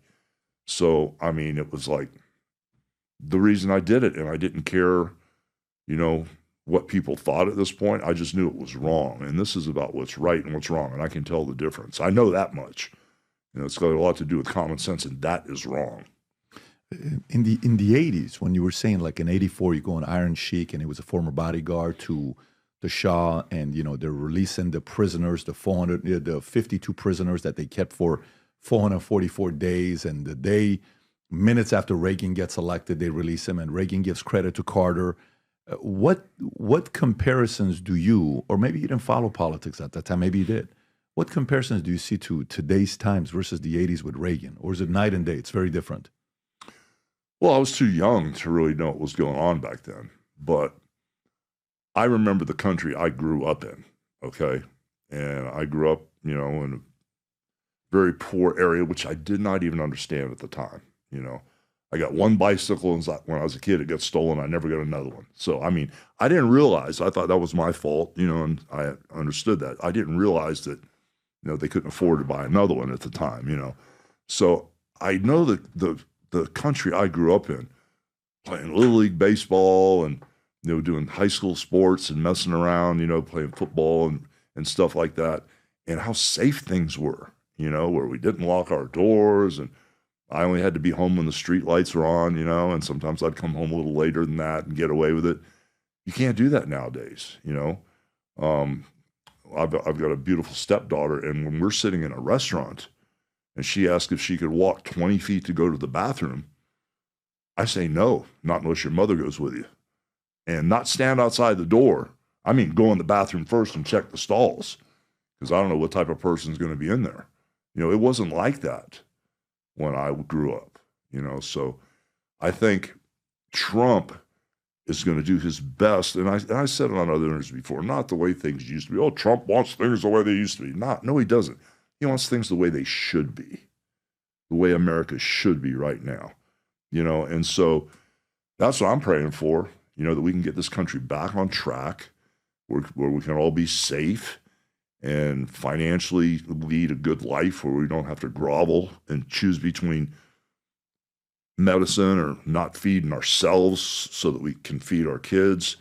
It shouldn't be that way. And not to go too far, because I don't know what I'm talking about, but when I see billions and billions of dollars going to foreign countries to protect these foreign countries and make sure their borders are secure, we need to take care of our people here, that are homeless, and the veterans, and protect this country, and so I'm just praying that we can get back on track. Have you always voted?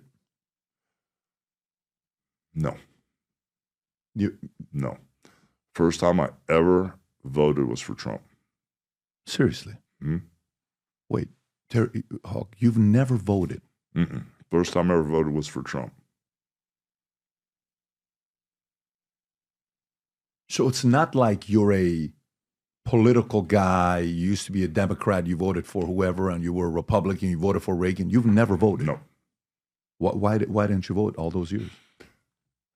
I just didn't think we were in that bad of a shape. I didn't think it made a difference who was in, but in 2016, I saw what was going on back then, and I started noticing how things changed, and I saw the story of the news was coming out with, and then later on I'd find out what was really going on, and did my research and stuff, and all of a sudden, with the internet and stuff, you can find out a lot of the truth. And there's a lot of misleading stuff on there too, but it just nothing added up for me. And knowing this man personally, and knowing what he wanted in that whole theme, Make America Great Again, which I really think the theme should be Make America Greater than it's ever been, I just couldn't pass and sit by anymore. I had to vote. I thought it made a huge difference back then. I still believe that now. Wow. I was watching Danica Patrick yesterday. Danica Patrick, yes, the I was driver. watching her too. Yes. She said she also was the first time she voted for Trump. She's never voted before. Yeah. And that was her position as well. It's interesting to see folks who were not as active as, honestly, I didn't follow a lot of the policies. And then she said she went to an event. I don't know what event she was talking about. And it could have been AmFest that she talked about that inspired her to say, I want to get involved. For you, when you're saying first time I voted for Trump, was that 16 or 20? 16. Oh, you voted 16. Yeah, when he won. Got it. And over the years, have you guys communicated? Have you guys been in touch? Oh, we've been back and forth. We've communicated back and forth, and I used to be the celebrity judge for Us magazine when the celebrities would have fights, like J-Lo would be mad at Madonna. I go, okay, J-Lo won because of this, and Madonna lost because of that. And then I always tag it with a funny, tongue-in-cheek little line. So there was one thing, I can't remember who it was. It was Trump and J-Lo or Trump and somebody. And I said, well, something? Trump, you won this because you're right. And I was being honest. He was right. But so-and-so, whether it's J-Lo or Madonna, I said, J-Lo has better hair. And I get this letter from him going, Terry, this and that and the other. You made fun of my hair, this, that, and the other. He was like serious, but it was kind of like a joke, a tongue-in-cheek joke. But he took it seriously. Yeah. About his hair. But he thought I was making fun of him. I really wasn't. It was just a little comedic relief there. Yeah, I mean, he's different. That's the one thing about him. He's very different than, the other day, have you ever had any interaction with Mark Cuban? No, I haven't. Yeah, the other day, a letter released that Trump wrote to Mark Cuban when Mark Cuban's show failed.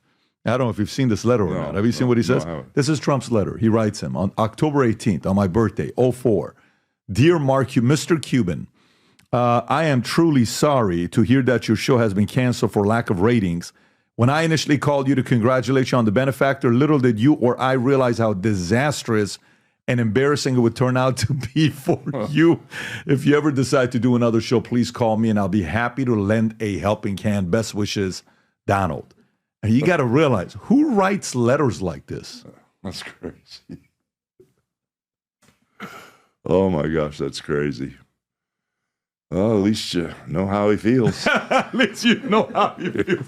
Have you had any interactions with Elon? Have you and Elon ever met or spoken or no? No, we haven't. Got it. No, we haven't. At this phase of your life right now, are you planning on doing anything else with wrestling? Are you still involved? Are you actively involved? And if yes, in what capacity are you? Well, I guess last year and a half ago, I signed a 5-year deal. I saw that. With the WWE. And it's not a Legends deal. There's a lot more to it than that.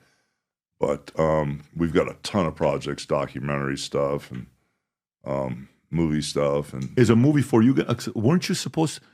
Wait, I thought I saw a movie that was supposed to come out with Chris Hemsworth starring you, and the director was the director of a recent movie that just came out, Joker, I want to say, or Top Gun, right? That guy. Yeah. What happened with it? There was a Netflix deal or something that happened with it? They kind of like missed a beat in the contract, So Netflix screwed up. Oh, yeah. There was a payment that wasn't placed at the right time. The script was amazing. Actually, Scott Silver, who wrote the script, did the Joker stuff, Wolf of Wall Street, a bunch of other movies. He said, this is the best thing I've ever written. And when I read it, I went, oh my God, this is really good. And at the time, I was in a space where I told him the positive stuff about wrestling and the negative stuff about wrestling. Spent about 3 years with this writer going back and forth. And when I read it, it was just very, very dark, if that would be the right word, but it was really probably what the public may want to see, and I just, when I read it, I went, oh my gosh, if this thing comes out, there was talk that, Chris Hemsworth had never played a real person before, and he could probably win an Oscar. This thing's so powerful, very powerful. And I said, oh, that's great. Everybody's going to do really great, but then I'm going to be left here, cheese stands alone. And that might be the last thing people remember me for. So I just was moving forward at the time. And when they, business-wise, missed a date, there was an option for me to pull out, and I did. Oh, so you didn't want it to happen? I pulled out, yeah. Oh, so if you do it, you won't do it with that same script because it's too dark? Well, no, I would do it with the same script. But then there's also a documentary to a check and balance system. There's also a 4-hour block of TV like the OJ stuff. To tell the real story, a check and balance system. This had no check and balance system. But what it did do was it took me right up to the time I turned bad guy. And if this, until I turned to Hollywood Hogan and went to the WCW. So if this movie did blow through the roof like they expected it would, then there would be another one, which would be really cool. Did you watch Trump's new movie that came out, The Apprentice? Have you seen it? No, I haven't seen it. Okay, yeah, it was by this director. It was a $17 million budget. It did $1.6 million opening weekend. It was supposed to be a hit piece, but it was a big flop that they had. At this point, when the story is, especially for you, when they want to make a movie, how do you manage it if they want to tell a part of the story that you don't want to be told? You can't manage anything with that, right? Unless if you're producing it. Because I know Ben Affleck and I think Matt Damon, they're trying to do something as well. I don't know if it's a movie or a documentary that Ben is supposed to play you. Mm-hmm. Is that you're not involved in that at all? No, not at all. I got it. All. No, they would probably fall under the same demise that Gawker did if they did that. I don't know where they're at with it, but wish them the best of luck. That's just an old story anyway, but who knows? I'm not really sure, other than, reasonable creative input is not the same as creative control. Reasonable input is not the same creative input is not the same as creative control. Which would you prefer? Creative control? Creative control. I got it. Who's going to give that up, though, right? Depends on how bad they want the movie.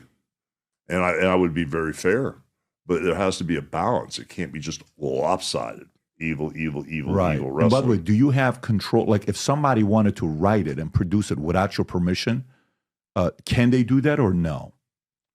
They can do it, but they, any type of life story rights and stuff, they could be in a really bad position legally if they, don't have me involved. So, I mean, there's so many hills and valleys when you do something without someone's permission. Is there any documentaries on you or any movies yet on you?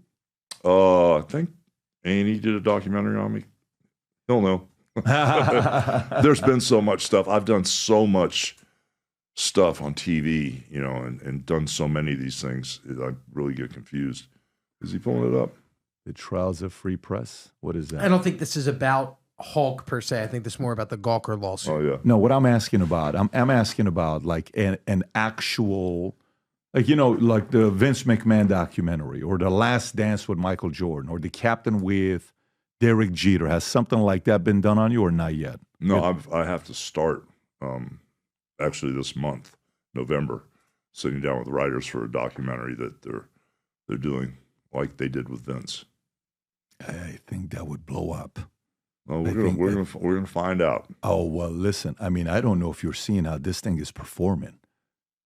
Normally I'll know if a doc or show or something is doing well, is when, how when you got 20, 30, 40 people tell you, go watch this, go read this, go see this. And then when influencers are texting you, you have to watch, it's like, okay, there's something going on with this. This documentary that they did on Vince was very unique. Yeah.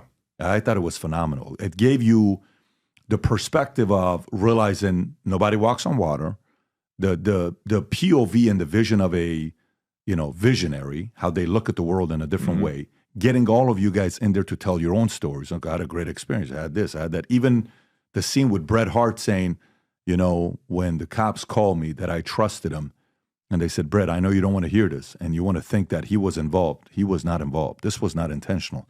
This was a mistake. Like, these are all moments that... What part was that? Part where Bret Hart said when Owen fell and the strap didn't protect him and he died, he says, Vince did this. He would do something like this. And in the documentary, a cop or one of the guys calls him and says, Bret, I know you don't want to hear this, but Vince had nothing to do with it. This was a pure accident. It was done so well. So if somebody does the doc on you and they do it well, you need controversy. If it's a boring story, you don't have controversy, no one's going to see it. And you got plenty, you can go back and, like you said, the 2 runs, there's plenty of stories. That will make for one hell of a documentary. Yeah, I agree. Yeah, so I can't wait to watch. By the way, tell us about this beer before we wrap up. Beer, oh my gosh, it all started out with a crazy little idea. My partner and I, Chad, were at a little convention, and I had a crazy line, wanting to take pictures and get autographs. And when I'm on my own and I'm not being hustled, I really like to spend time with people. Like if I'm working for another company or something like that, sometimes you like to rush people through. But for me, I like to sit down and shake people's hands, look at them in the eye. And it's kind of weird being around wrestling for 40 years and wrestling that long. Everybody has a Hulk Hogan story. And they're really good, and sometimes they're hard to listen to, but some people, I was their favorite wrestler. Some people grew up without a father, or some people were addicted to drugs and still they started following the character. When they saw me get baptized, it changed their life. So I get all these crazy stories, so I love to hear them. And as I was shaking people's hands and I, want to hear what they have to say, I read their name tag. And one gentleman had Pabst Blue Ribbon, Vice President. I went, oh my gosh, that's the beer my dad used to drink. I totally forgot about it. My dad drank that beer. And so the gentleman said, well, have you ever entertained doing something in the beer space? I went, you know what? I'm always looking for those Wild Wild West deals. And now that I've been watching Bud Light and how they crashed and burned, and they didn't understand their audience, their marketing plan fell apart. I see this crazy open lane, and it's for beer that's middle America, country western, NASCAR, wrestling, mom, apple pie, baseball, it's all the above. And I really think I have an idea because, you know, I realize sometimes the neighbors don't talk to each other and the Democrats and Republicans don't talk. And I said, we're so much more alike than we are different that if we had a beer and we could just have a conversation like in the dressing room, you know, instead of going out and getting beat up in the ring all the time, sometimes I sit down with my opponent, I say, hey, let's have a beer and talk about it. You know, even if you don't like me, we got to go work together. And so I said, maybe we could have a beer that would bring America back together. So I said, I've got an idea for Hulk Hogan's Real American Beer, and we can bring America back together one beer at a time.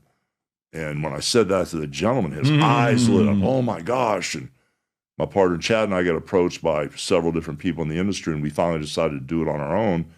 And this thing just took off like crazy all of a sudden. It's kind of like jumping on another lightning bolt, like a Hulkmania lightning bolt. But everywhere we go, I'm just glad we're kind of like not doing it on the weekends, because we're going to all over the country, like during the week, and even when kids are in school and people are working, and the lines are crazy at the Walmarts and Targets and Kroger's and everywhere. I can only imagine. Yeah, and the beer is just doing really great. So that's where the idea came from. And so now we're out to prove a point, and we're going to try to make it America's #1 beer. And so this can be found where? Folks can order this, or where can they find it? Well, we're in 16 or 17 different states now, and we're going to cover all 50 states. But it's usually the big stores. So you're all over Florida there. I mean, not including the map nationwide. So you guys are everywhere now. Yeah. I mean, you know, we're actually going to Michigan again tomorrow, and you know, we've been everywhere from Ohio to Missouri. Yeah, we're all over the place. So we're doing really well. We've only been pushing for about 3.5, 4 months, and we're way ahead of a lot of other people that have been around for a long time. I love the logo. Yeah. I love the logo. That guy in the middle, zoom in a little, Rod, to show the logo right, or you can't go any closer. That's a sick logo right there. Yeah, that was a logo from, oh my gosh, one of the WrestleManias 4 or 5. And Nick Khan and Triple H, they granted me the rights to use that logo, you know, and because I didn't want to go ahead and design a new one, redraw, or do something different. People were real familiar with that one, so they gifted it to me, and it was really, really cool that they did that. Well, sir, I got to tell you, Hawk, I mean, I don't, you know, for me, learning the stories, the family, you know, being vulnerable with your pops, your father, my dad's 82 years old, still with me. Thank God. And, grateful every day, both my mom and my dad. So when I hear the stories, everybody's got their own unique stories. For you to go to where you were at and then sitting down here with you, how likable you are, just spending that 90-minute conversation. I wish we had 4 hours together for us to spend more time together. But I appreciate you for coming out, and we're going to put the link below to the website, Rob, if you can, for Real American Beer. Oh, thank you. And you can go find it everywhere, whatever locations there are, and support this man, because you're loved. You're loved by millions around the world. Everybody and anybody I talk to in my community, friends, family, anybody. I don't know anybody that doesn't like you. There's certain people that are liked. There's certain people that are loved. You're absolutely in the loved community, from financial industry, private equity guys, business guys, you know, finance guys. Everybody has a Hulk Hogan story. So I appreciate you for coming out and giving me this 90 minutes. It was fantastic. Thank you, my brother. I appreciate it. Thank you. I enjoyed it. Thank you, sir. Thank you very much. Thank you. This was great.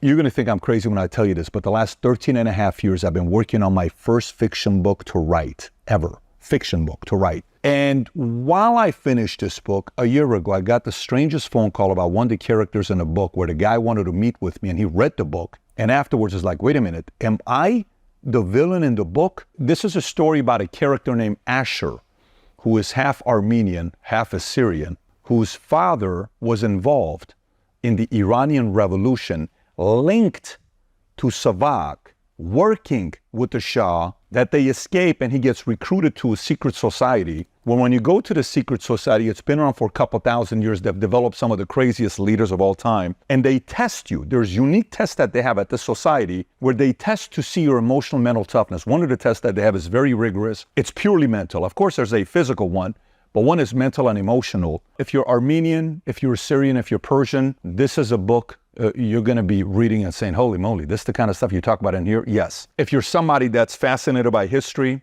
this is a book for you. Characters. There's a technology that this society, secret society, builds where you go into a vault. I won't spoil it for you. When you go down, they have a technology where you get to sit down and watch and have a 3-4 hour conversation with Tupac. You can set up a debate between Karl Marx and Ayn Rand. Karl Marx is in the book, who wrote Communist Manifesto.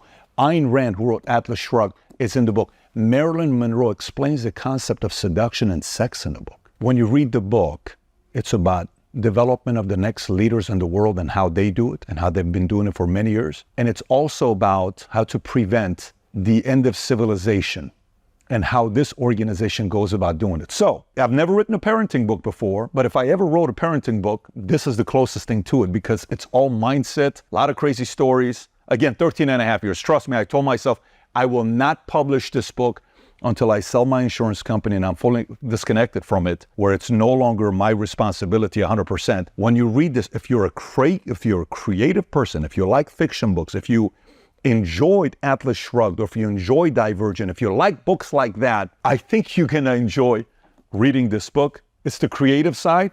Business books is very easy. Here's how you do it. Here's how this how it works. This is very creative. If you haven't placed your order yet, now you can order it on Simon & Schuster, Amazon. I'm gonna put the link up below somewhere here, maybe even in my profile. Go order the book and read it. I've never written a book where I can't wait to read your reviews to see what you think about this book. So I'm going on this wild journey and we have some plans with this book here.